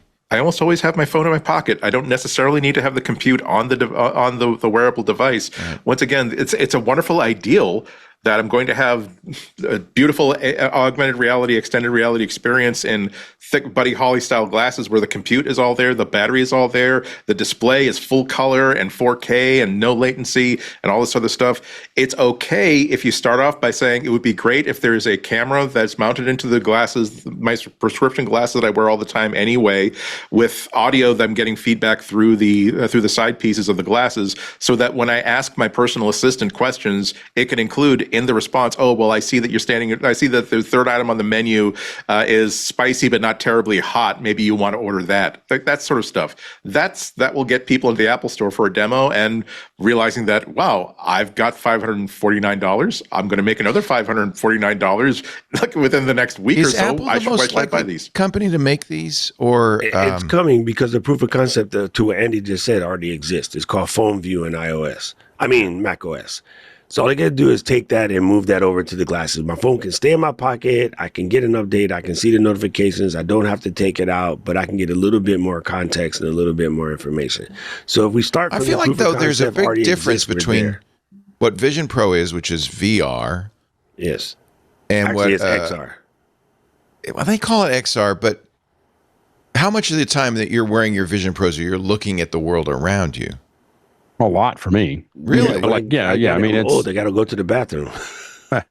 Well, no, I just use a lot of things that are interacting with my environment. And I guess the thing is like, and you know, I may not be typical, like an AR glasses, like for the VR glasses, that was a no-brainer for me to buy them. I know what I want. I know what I want to get out of them. For the AR glasses, they're going to have to hit it over the moon. Like for me to buy an AR glasses for $1,500, they would have to hit that ball so hard that it went into the orbit of the moon. Because I could care less about AR. I don't need my reality. For me to put the glasses on, and this is someone, I mean, I bought the Google Glass, I mean, the moment you could get it, and I spent a year kind of wearing it, not wearing it, and everything else. I didn't find them useful over time. The most useful feature that I had from the Google Glass was the ability to see what I was shooting. If I wanted to shoot something, I had a heads-up display that showed me what I was able to display. But outside of that, I just kind of slowly, and it was interesting. When they launched Google Glass, you could do Hangouts back and forth with other people, and then they took that away for a bunch of security reasons. And as soon as they did that, it was dead. like I just never put it on again. I was like, this is the coolest thing ever. I can sit there and talk to people and show people stuff. And then they took it away, and then I was like, okay, I don't need to use that anymore. It was a waste of money. And so as a result, for me, the lift would be very high for me to have glasses that I'm going to wear all the time. And as soon as you put a camera on it, I'm going to be like, well, isn't it telling that we haven't really improved on Google Glass in 15 years? Well, I'd like to see it. I mean, I just like to see what the behavior is going to be that I really am going to want to wear these all the time. I don't know. Like the glasses, I wear glasses every day, but the glasses that I'm wearing right now are as heavy as it's ever going to get. Like, which is funny because I put the Apple Vision Pro on, doesn't bother me. The weight doesn't bother me at all. but something I'm going to wear around all day while I'm doing other things. These glasses are as heavy as I'm going to put on for any prolonged period of time, and I used to wear wireframes, and so I just don't, I have a hard time envisioning an AR glasses. I'm on the opposite end of, I just can't even imagine putting AR glasses on and leaving them on because I'm super sensitive to the weight over long periods of time. Like when they're just like putting them on and pulling forward. I found with a Google Glass, I just felt like I was getting, I felt like literally I was leaning to one side all the time. Like it was just too heavy on one side. Yeah. The only reason why I stopped wearing, I love my Google Glass. I used it a lot. There are a lot of circumstances which I would absolutely be wearing it, like when I'm at a conference and I just need to remember things or quickly take notes when I'm going from one meeting to another. But by far the biggest hang up was, hey, is that Google Glass? And because people would either be like, wow, how does that work? And I've never seen it before, to, oh, you're one of those. I don't want my picture taken. I'm not taking your picture. Well, you're probably taking. No, I'm not taking your picture. I was told you have no idea how warm the CPU on the side of my head gets if I take more than like 10 seconds worth of video. Trust me.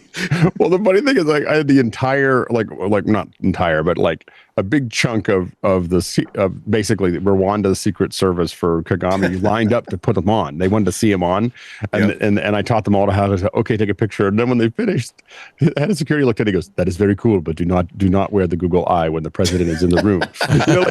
It was very, we're having fun here, but okay, stop. All right. Anything else in the Vision Pro segment? Jason Snell says we are the leading Vision Pro podcast, so we better come up with something. Nothing. Is there new immersive content? Well, I talked about baseball. They did. Yeah, we saw that. We talked about it last week too. Yeah. Yeah. I just felt like since then. Yeah. No. Saturday Night Live just posted a whole bunch of like 360 videos from this SNL 50 special. That would be cool. And I'm just wondering, it's like weird that like there's no simple way to simply say, wow, yes, absolutely, my 35. I wonder if Apple's doing any wear your work Meta to see Quests, it would work. Is there a way to get this running viewable on the Apple Vision Pro? Because we will take that content for free if NBC is simply posting it. It'll definitely work on Meta Quest. Yeah. Can you look at if you have a 3D video or a 360 video on YouTube? Can you use the Vision Pro to look at that and move around in it? No, I don't think so. No. If you have your own video on the Meta Quest. Yeah, and if you have it on your own video, you can. Like right. If you shoot it with an iPhone or Theta. Yeah. Okay. Just curious. Oh, it works with the Theta? Yeah. So all my Theta, like, it really paid off to have that. But do you have a Theta app? Is that how you can do it? No, it's just in my photo doc. It's in your photos. App. So anything that's tagged as a 360 shows up as 360. Well, that's then what NBC should do. They should put it in their Apple Photos and make a shared album for all of us. Yes, exactly. Well, if they just put them up somewhere, we could download them. We'd be able to do that. Right. But YouTube, it won't work with YouTube. Yeah, I don't know. I wonder if you ripped it down. I don't know what the format is. Right. I never thought of that. Can you work on that for us? I will. Okay. I'll work on it right now. That's your Vision Pro segment. Now you see, number one.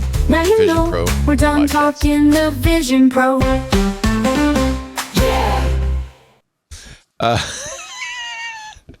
Every time I put these Meta Ray-Bans on, it goes boom, like it's ready to do something exciting, but it isn't doing anything exciting. I guess I could play music on it.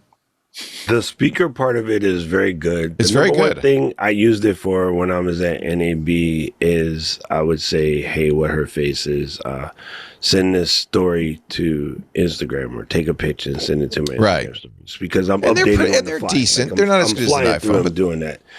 The speaker side of it is really, really good. And, I would just use it to make phone calls just because I don't have to take my hand out of my pocket. Oh, that's a good way. Yes, you can do it with AirPods, but that requires putting them in because I don't. So it's just an elaborate day. Bluetooth headset. It does way more than that. That's a little shorting it, but yeah, for the most part, yes. It's AirPods with lenses. Yeah, and it can take a camera. Yeah, so it does a few things. I feel like the technologies.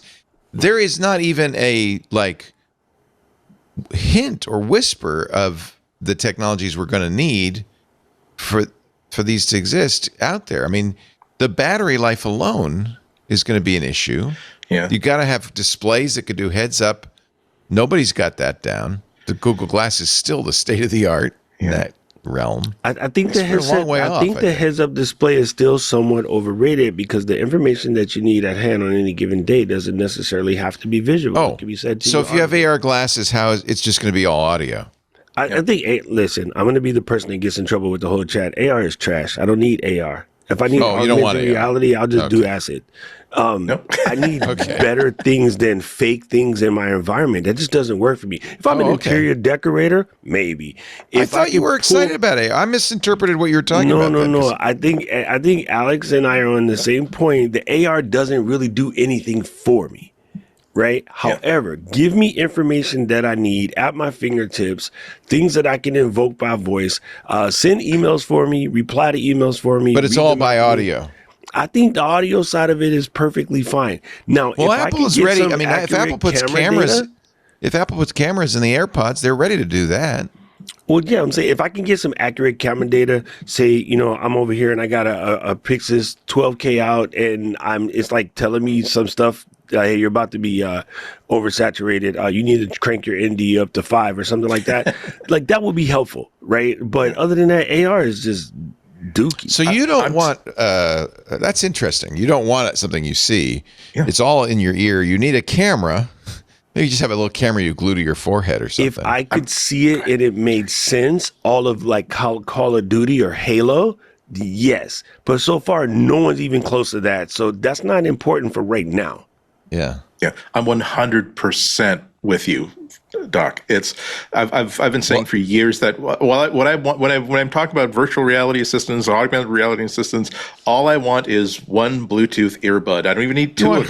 You want her? Well, yeah. Allow me to tap the side of this thing and ask a question like convert this unit to this unit, or hey, am I close to an ATM, and then it simply asks my phone for GPS. The GPS says, yeah, there's one like that should be nearby on the next quarter. You don't need cameras and you don't need screens. I think that a camera pin that communicates wirelessly so that it can give visual input to the virtual assistant would be handy. But again, give me not even one earbud. Give me the other ear hole that I can listen to the real world around me, but one that allows me to have an ongoing conversation with my assistant, including take a note or remind me of this, or when I get near a place that has good bagels, like let me know I'm close by because I need to pick up bagels. That sort of stuff. That's all you need is one good earbud, and that is that you'll make me I will be using that assistant all day long. I'll be wearing that earbud until my ears are saying, yeah, could you switch up, dude? Because and here's one that comes in handy. Here's one that comes in absolutely handy. Andy.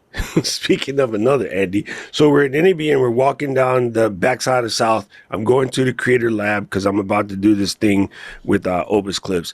And my moderator, who I happened to take to his first NAB, who was looking ahead as I was looking down, and he goes, oh, just a head up, Andy Carluccio is approaching. And I was like, cool. So I lift up my head and I go, hey, Andy, get a chance to chat with Andy real quick. If my glasses could say, there's Alex Lindsay, and the guy walking with Alex Lindsay is Leo Laporte from Twit. These are the quick information that you need to know so you can look like a responsible human being in an environment like NAB. Off the chain. Don't say anything stupid about Panasonic. That person that's right there works for the Lumix division. All right, cool. So then I'll keep my mouth shut on the SR that just came out. Do you think the world, though, is... I feel like there's a little backlash about being always connected, and the world is kind of now saying maybe we shouldn't be always connected. Maybe we shouldn't have our phones in our hands all the time. I think that is said from people who aren't interesting, and I'm going to be a complete a-hole about this because I don't have that problem around you guys. If we were in public, we're perfectly fine. Nobody has their phone out unless we're showing off a cool app. When I hang out with my niece, we're engaged, but with her parents, she's head down on her app, and they blame the phone. I'm like, no, you guys, it's your fault. You're not you guys interested. Do not interesting her. Like things, except have you noticed I can talk to her about K-pop because I understand it. You know what I mean? Like take an interest. I've noticed this among a certain younger demographic, that sometimes they don't even talk together. They just are both on their phones, and then they show each other memes And, and then they go back to their phone, and their communication is the sharing of memes.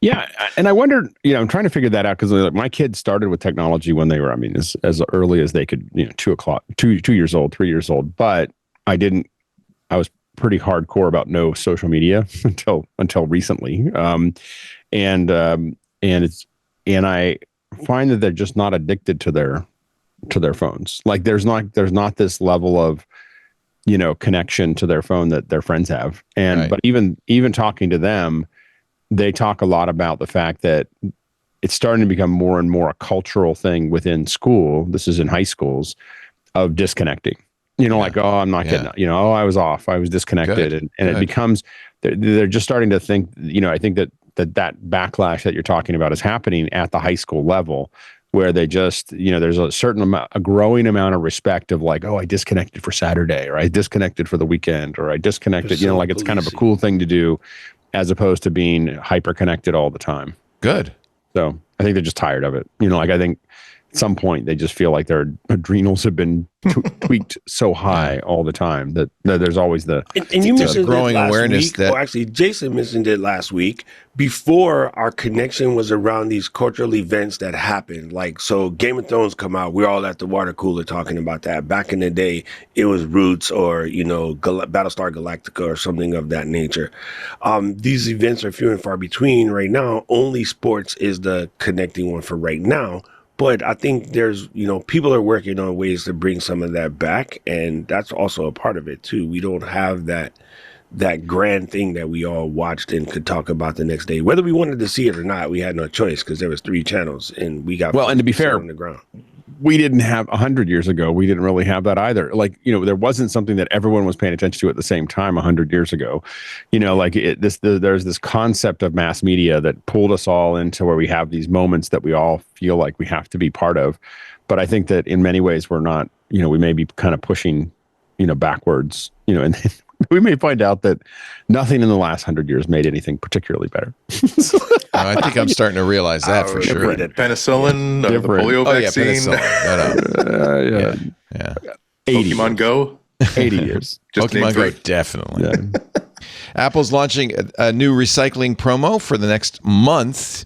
$20 discount on AirPods and other accessories if you recycle your old ones. I think that's for Earth Day, I think, which is coming up.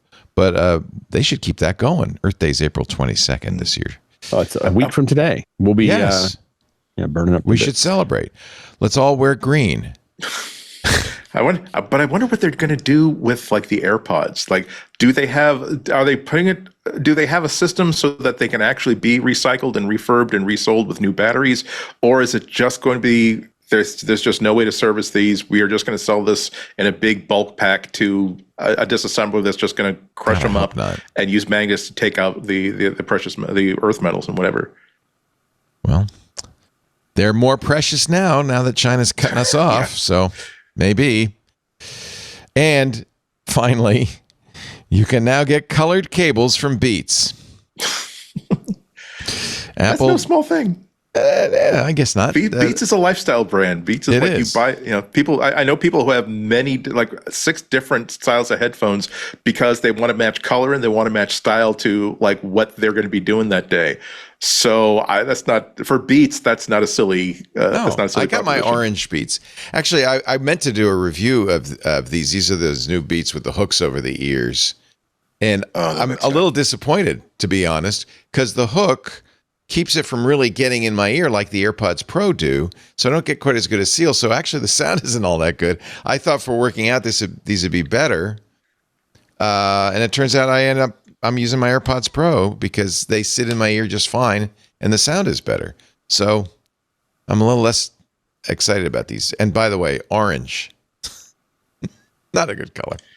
Well, for me, like if they'll be a good color if they help me like not lose these damn things. That's why I got orange. Yeah. Yep. There would be no question about whose these were, and if I scan the room quickly, I can usually spot a little orange. Orange is box. good for the bottom of the backpack, except for my internal of my backpack is orange for that exact reason. Oh well.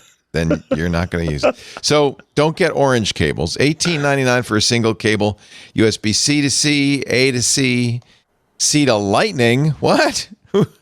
Oh, wow. Bolt Black, Surge Stone, aka Gray, Nitro Navy, and Rapid Red. No orange available. Rapid Red's later this summer. Those names are very intimidating to me. My lifestyle cannot compete with anything Rapid Red or Blaze Orange or whatever. They are braided, which is nice. Sedentary Sienna. Yeah, they're nice. They're nice. Lazy nice Lilac. cables. That's good for me. Yeah, I think they're nice looking cables. Is $20 high? I think that's about right. Yeah. Or you can get $4 cables, but maybe they're not. Or you can go to Amazon and get no-name ones that aren't quite as nice, but they'll cost $6. I mean, they can charge $20 because it's a Beats product and it matches everything. It's probably not garbage, so good for them. All right. Yeah, Apple says we've put hundreds of hours of testing. We have a 10-minute video about how we chose the chamfering on this dimension of the plug connector. We think. Have you ever seen those cable tester things? No, there's a thing? Yeah, when I was at Foxconn. Does it have a name?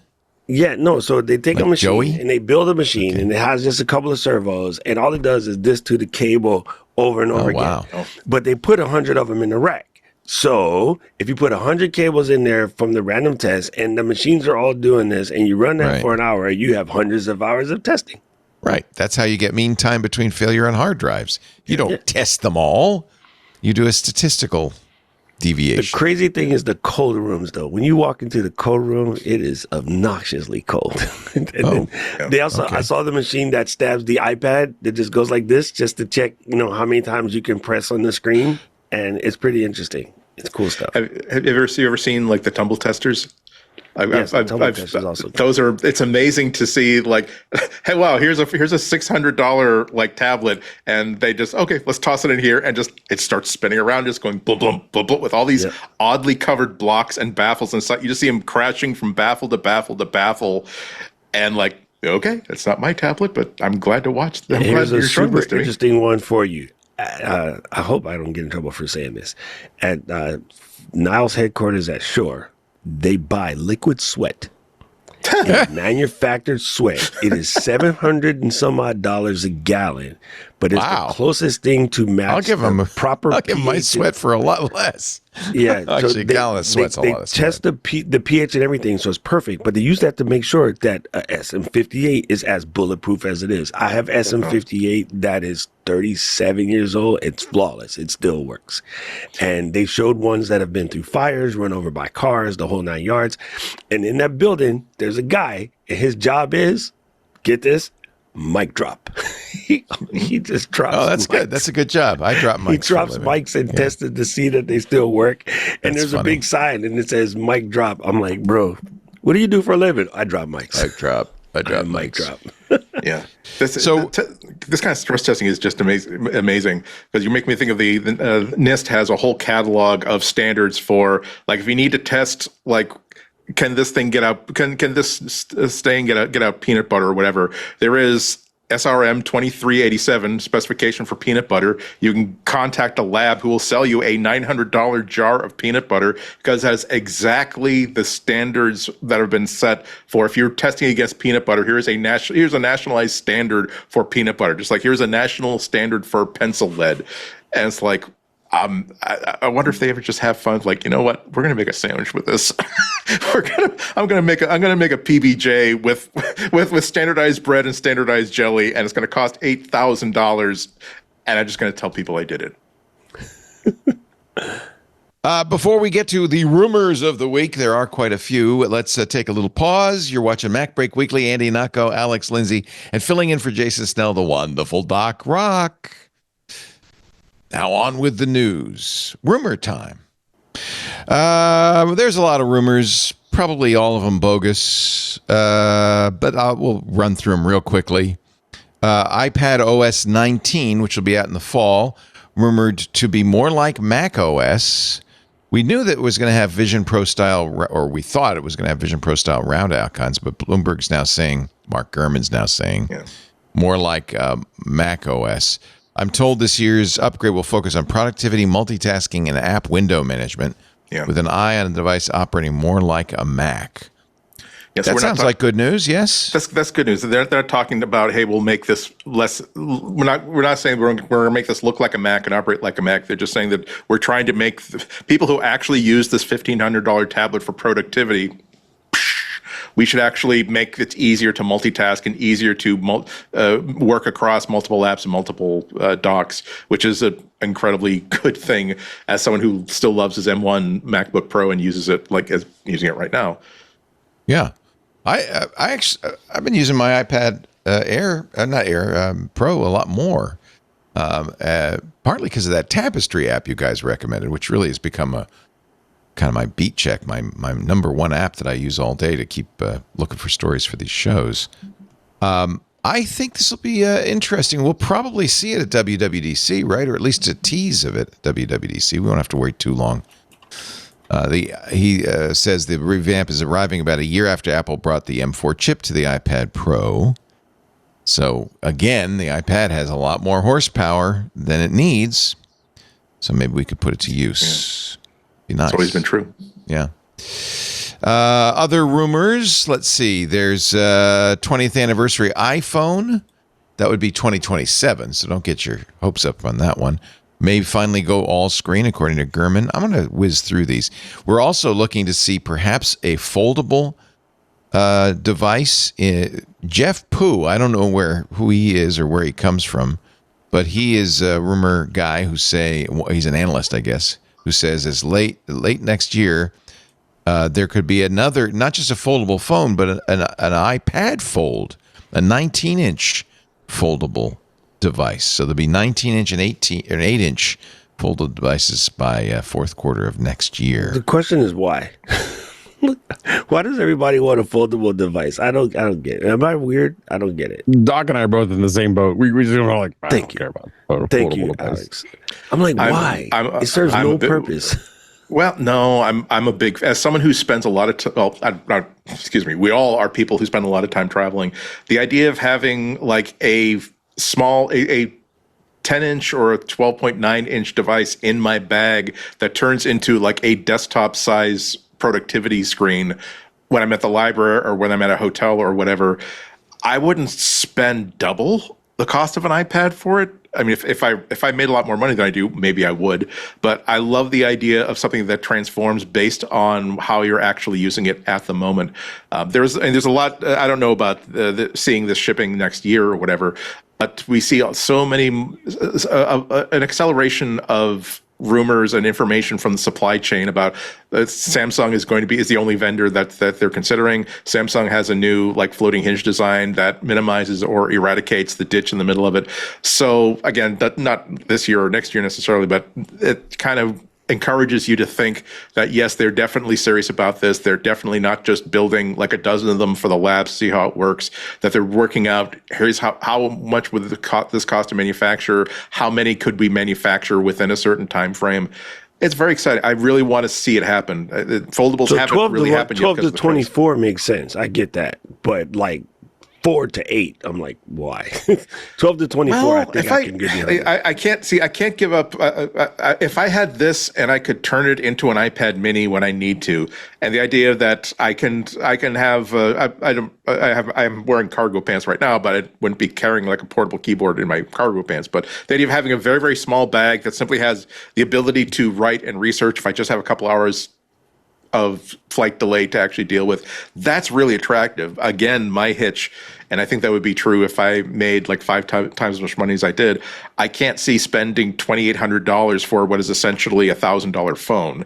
I would much rather buy an iPad and buy an iPhone and have both of them at the same time, particularly given that you have to compromise. And no, a lot of makers make some really good foldable phones, but none of them have foldable phones where the camera is as good as their regular flagship phone. I wouldn't want to give that up. I also wouldn't be able to give up the idea of, instead of this phone lasting me 5 years, maybe even 7 years, it will probably last maybe 3 before either the screen breaks or things wear out to the degree where it becomes a pain in the butt to use it, or there's scratches on the display because they can't have like the same sort of durability for the screen glass as on other devices. I can't give up that sort of stuff. But if any company were to suddenly find a way to close a lot of those gaps, foremost of them price, they'd get my attention super, super quick. All right, let's take a final break and get your picks of the week ready. Doc Rock is here, filling in for Jason Snell, who is apparently at an airport in Dallas. he joined us in chat briefly, just to wave and say, "Is Leo making fun of the Vision Pro still?" And I said, yes. Where is he going? He says he's on his way to Memphis now. I don't know what he's on, some sort of interesting tour. I don't know. We don't know. We don't know what he's up to. Also here, of course, Andy Ihnatko, ihnatko.com, and Ihnatko, IHNATKO, on the blue sky, where he skeets regularly. And Mr. OfficeHours.global, Alex Lindsay. Good to have all three of you. You know who else is good to have? A good password manager. I would hope by now anybody listening to this show knows you do not use the same password on every site. You do not make your passwords memorable. The less memorable, the better. They know that you should be using Bitwarden, the trusted leader in passwords, passkey management too now, which, by the way, I love it. More and more sites are using passkeys. Couldn't be happier. And also secrets. You know, today's tax day. When your tax preparer is finished with the form, I certainly hope she doesn't mail it to you or email it to you. I would suggest she uses Bitwarden Send.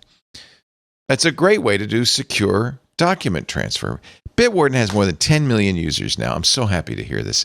In 180 countries, and not just individuals, 50,000 business customers worldwide trust Bitwarden. It's consistently ranked number 1 in user satisfaction by G2, recognized as a leader in Software Review's data quadrant.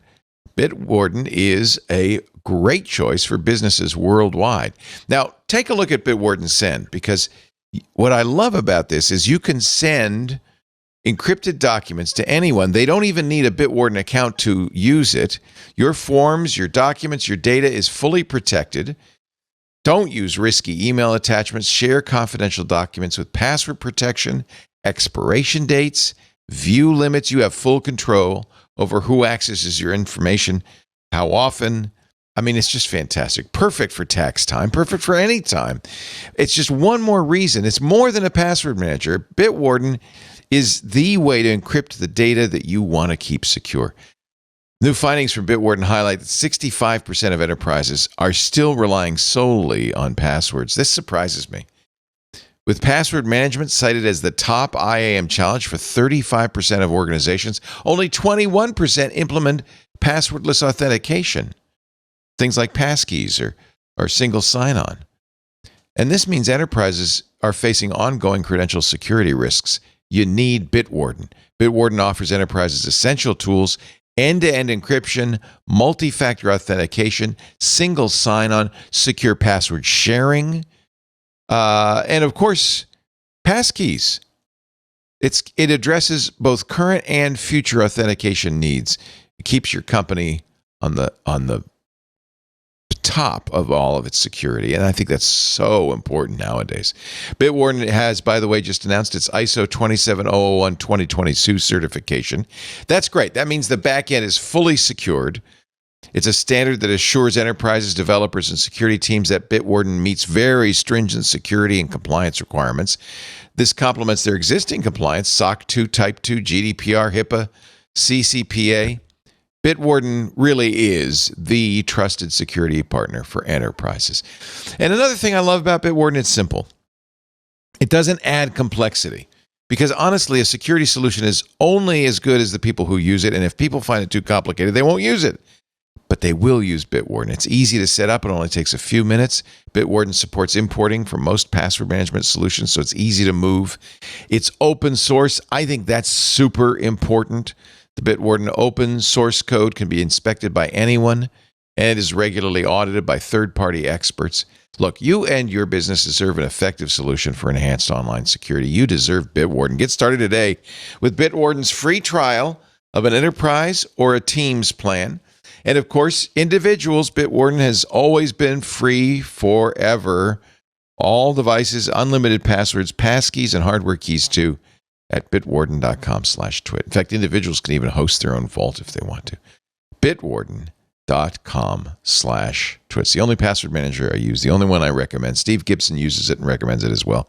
It really, really is the way to go. Bitwarden.com/twit. We thank him so much for supporting MacBreak Weekly, and we thank you for supporting us by using that address when you go there. That way they know, bitwarden.com/twit. They must have heard the MacBreak Weekly folks talk about it. All right, now it's time for the picks of the week. Alex Lindsay, why don't you kick things off?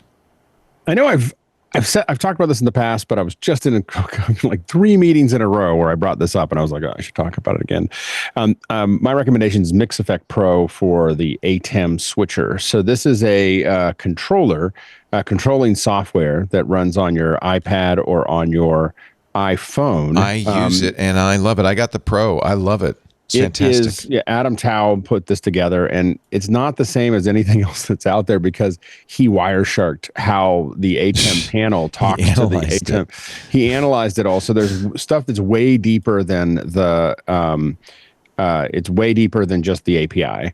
And the biggest thing is that on an ATEM super sources, especially if you have any ATEM switcher that allows you to do super sources, they're really painful. They're really painful to do on an ATEM, and this just makes it completely seamless to put those together. And so it's something that when someone has an ATEM, I kind of if you're getting an ATEM Mini Extreme Pro or better, it is something you just. And pretty much every time you get an ATEM switcher, you should buy this as just consider it being $50 more or whatever. I think it's $50. But they have a 30-day, trial that you can try out if you have an ATEM switcher. But it is magic. And it also, just as a little note, is that it will take OSC commands and convert those OSC commands to switcher commands. So if you have a variety, any OSC tools, that's open sound controls. That's what a lot of switchers use. If you have any kind of OSC controllers, you can just feed OSC into it, and it's kind of like the ATEM Whisperer for OSC commands. And finally, because Adam's really a hardcore Mac user, it supports shortcuts.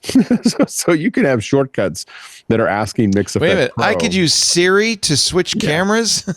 Yeah, you can. Yeah, you can. So the thing is, you could have shortcuts talking to Mix Effect Pro, which then talks to your ATEM. Our whole show, when you look at office hours in the morning, we have a bunch of commands that are happening from Isadora, but the ATEM Whisperer that literally runs the entire morning show, all the things that are happening inside the switcher are all done with Mix Effect Pro. It's converting all of those commands from those OSC commands from Isadora in our case into commands for the switcher, and so all the super sources that come up automatically and fill automatically, all those things are done with Mix Effect Pro. It's just an incredible product written by one guy who knows a lot. Yeah, it's really so cool. It's really I didn't realize he used Wireshark to reverse engineer the signaling. That's incredible. It's incredible. Yeah, that is really wild. Cool. Yeah.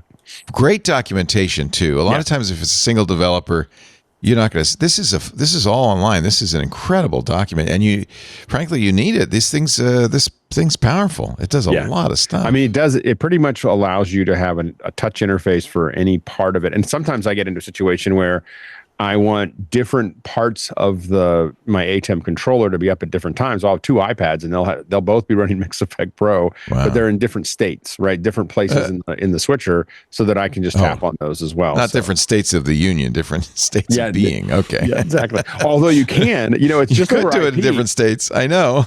I did have a situation where we were doing rehearsal, and I opened it up, and I accidentally hit a button, and it was talking to an ATEM that was 2,000 miles away because we just happened to be on a VPN, and he's like, "What happened?" My TD's like, "What happened?" I was like, "Oh, nothing. Sorry, didn't mean to switch your nothing. Sorry about that." Sorry, just moo. So if you have an ATEM, which I know a lot of you do, I have the 8 Mini Extreme right here. You really do need this. This is just how much is the Pro? It's not much, like $50 or something. I think it's like $50. Yeah, something like that. Very affordable. Yeah, and Mark deserves it. Thank you, Adam. Thank you. Yeah, Adam. Absolutely, sorry. Mark. Adam Tao. Adam Tao. Thank you, Alex. Good pick. Doc Rock, I think you are recommending something we are a fan of. Well, maybe not. Yes. Okay. So I am a huge fan of nowadays that the webcam companies have finally come into their capabilities. Yes. And this was what I've been using for the last year plus. And this is the Obsbot Tail Air. This thing is phenomenal. Well, Obsbot took a whole bunch of input from everybody, including people like Mr. Lindsay over there, and they came out with the Tail Air too. Bunch kaboom. So this is a PTZ. Absolute beast. It is PTZ R. That is where their claim to fame is, that they've added R. Because if you've been into any older buildings or you live someplace like in the Bay where things are crooked, the worst thing you do is mount this baby in the ceiling and it's always off canter. This guy could actually rotate a wee bit. But we have found so much joy with this, and what you are showing on the screen right now is that we've added the ability to control all your PTZ from inside of Ecamm. So this is the Ecamm interface to the PTZ. Yes. Wow, and I love that. I can give you 10 presets, whereas most of the apps that come with these guys will give you like 3. And so what will happen is if you change the scene, it's actually will change the PTZ when you change. Look how the scene. Smooth that is too. And it's really smooth. Nice. It comes with a 12x optical zoom. Everything about this is cool. The only thing that I'm working with them about, and I'm yelling at them constantly, is I want to do my white balance with a gray card because I was well trained. I don't want to do white balance by typing in a number that I guess, right? Even if you're doing it in semi-accurate, but that's the zoom. The zoom is incredible.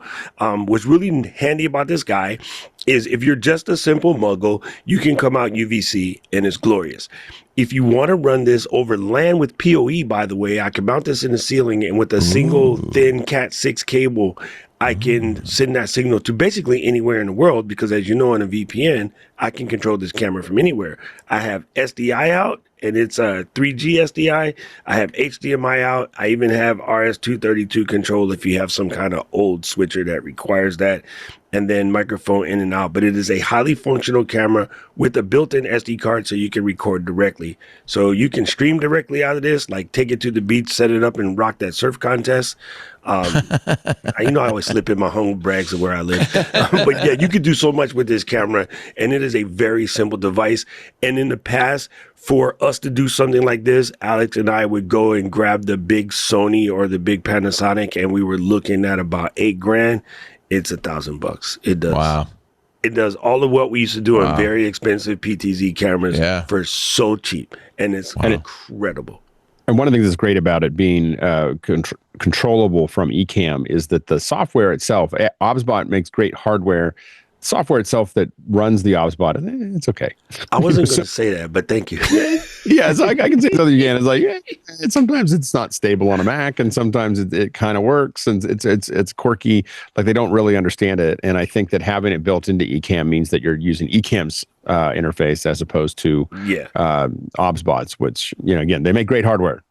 Then software they could probably use some more. Are you in touch with their team at all? Because I would love to put you in touch and get your cameras to talk to them. I'd love to talk to them. I'll make an email after this, because I think they would love your input, because you're a genius. Oh, thank you. Wow. Very nice. I don't know about that. Wow. Build my career. But I think you're right. Anybody who's making software or hardware for this kind of stuff should definitely talk to Alex Lindsay. That's for but it's just they're so good. Before we would laugh at webcams, and even their smallest camera, which is like $69 or $79, it's phenomenal.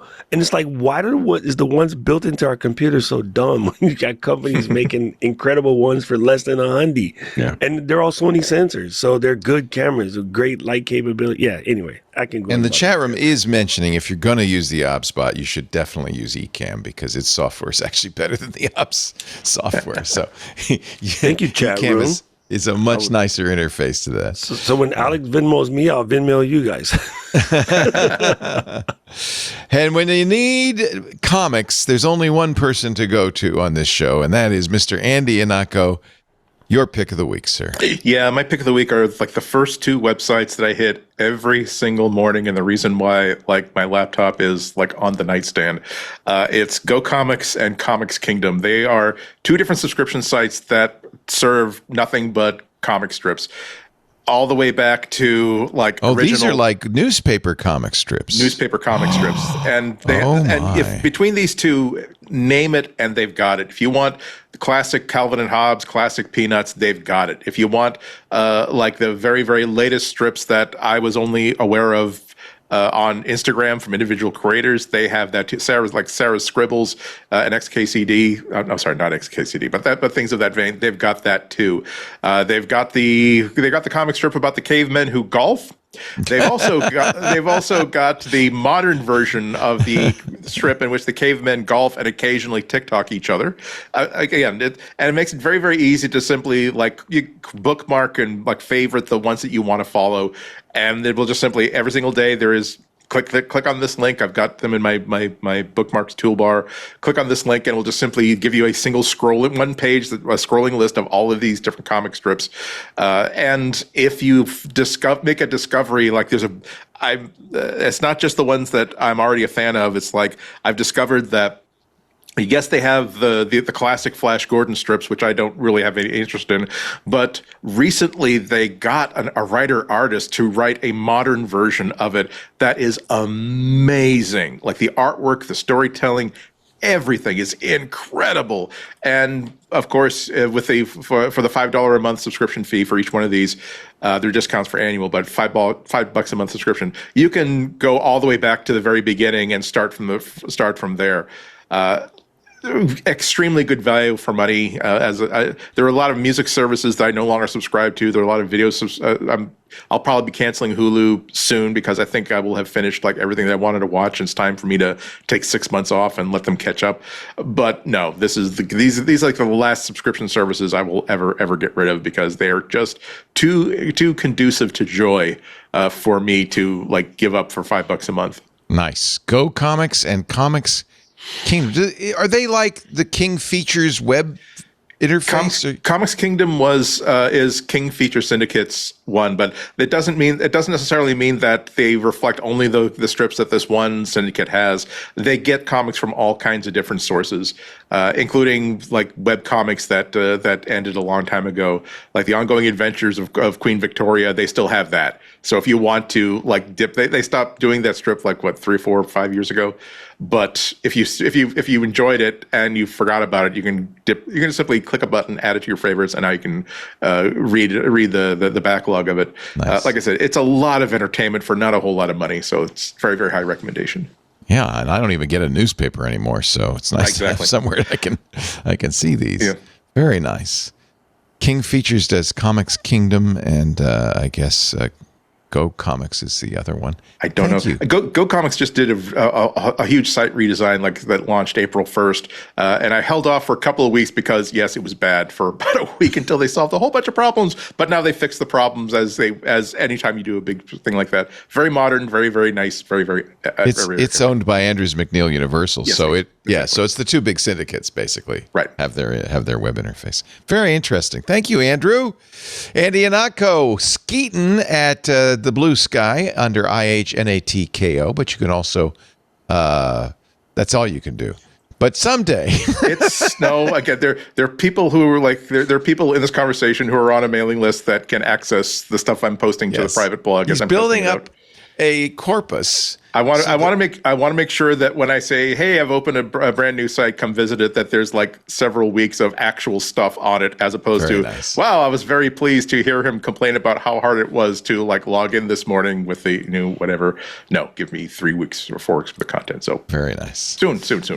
Thank you, sir. Mr. Dr. Rockter, thank you so much for being here. YouTube.com/DOCROCK. Sorry, I'm laughing because I'm looking at the notes and I'm looking at what the title suggestions are, and I'm sorry. I say weird stuff. I don't know. There's some good title suggestions. I don't know what we're going to name this show. When you said "chops my coconuts," I immediately screwed up. I immediately scrolled up and noticed that I think Alex beat me to it to type in it. Somebody beat me to it because that was way too good. That's what I just saw, and I just realized. I'm sorry. The tomfoolery and shenanigans post like half cup coffee, early in the morning here over the water. So yeah, sorry. There's a lot. We There's create a a lot. space where joy can thrive. This is why you need to be in the club, because that's really who gets to choose the titles for this show. That's one of the benefits we never talk about, but that is a benefit of being in the club. And of course, Alex Lindsay, officehours.global. I think he had to run because we were right up against his next call. We thank you all for joining us for MacBreak Weekly. We do this show every Tuesday, 11 a.m. Pacific, 2 p.m. Eastern, 1800 UTC. You can watch us live on 8 different streams. My recommendation is join Club Twit. Then you can use any of the streams you want. It's only $7 a month. You get access to our Club Twit Discord. You get ad-free versions of all of our shows. You get special shows. In fact, we've got a special coming up on Friday. We're going to do our coffee show with the coffee geek, Mr. Mark Prince, and Liz Happy Beans, a coffee YouTuber, will be joining us. Micah's Crafting Corners tomorrow, 6 p.m. All of these are club events, which makes it fun. And Micah and I have decided to do WWDC in the club only. We've been getting some heat from Apple about restreaming their keynotes. So we're just going to do it in the club. That way it's a private stream and nobody will be put out. And you club members will get a little extra benefit. So lots of reasons, especially because it's only $7 a month. Plus, we have brought back the year subscription for $84 a month. We're thinking about maybe raising the costs. I don't know if that's going to happen, but I got to tell you, we will grandfather anybody in who's already a member. So if you've been on the fence about joining, join now and lock in that $7 a month or $84 a year. That's just my recommendation. Twit.tv/club twit. So if you are in Club Twit, you can watch the show on the Discord, but everybody can also watch, that's one, on YouTube, Twitch, TikTok, X.com, Facebook, LinkedIn, or Kick. There, 8 different ways to watch us live. And if that weren't enough, you don't have to watch us live. Obviously, it's a podcast. There's a YouTube channel with the video for MacBreak Weekly. Great way to share little clips with other friends and maybe spread the word for us about MacBreak Weekly. The best Vision Pro podcast in the world.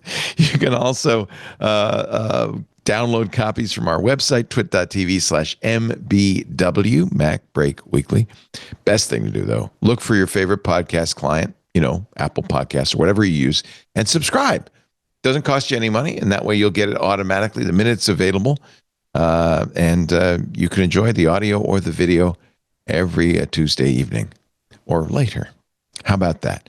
Thank you for being here. It is now, I'm sad to say, my solemn duty to tell you, get back to work, because break time is over. We'll see you next week. Bye-bye. Hey, focus up. That is what I said to Hands on Tech when we looked at the relaunch. It is time for us to focus on one topic at a time and make sure we're answering that question. I am answering that question as thoroughly as possible. If you are a member of Club Twit, you can watch the video version of this show completely ad-free. Of course, listen to the audio version ad-free. If you're not a member, the show will still be available to you in both ways. You can watch the video on YouTube with ads, or you can watch the audio as you always have. Listen to the audio as you always have in our feeds. In any case, you gotta tune in to Hands on Tech, because I guarantee there's going to be a question you're going to want to have the answer to. And from time to time, I also review a gadget, a gizmo, or something of the sort. You gotta check out Hands on Tech, and I can't wait to get your question.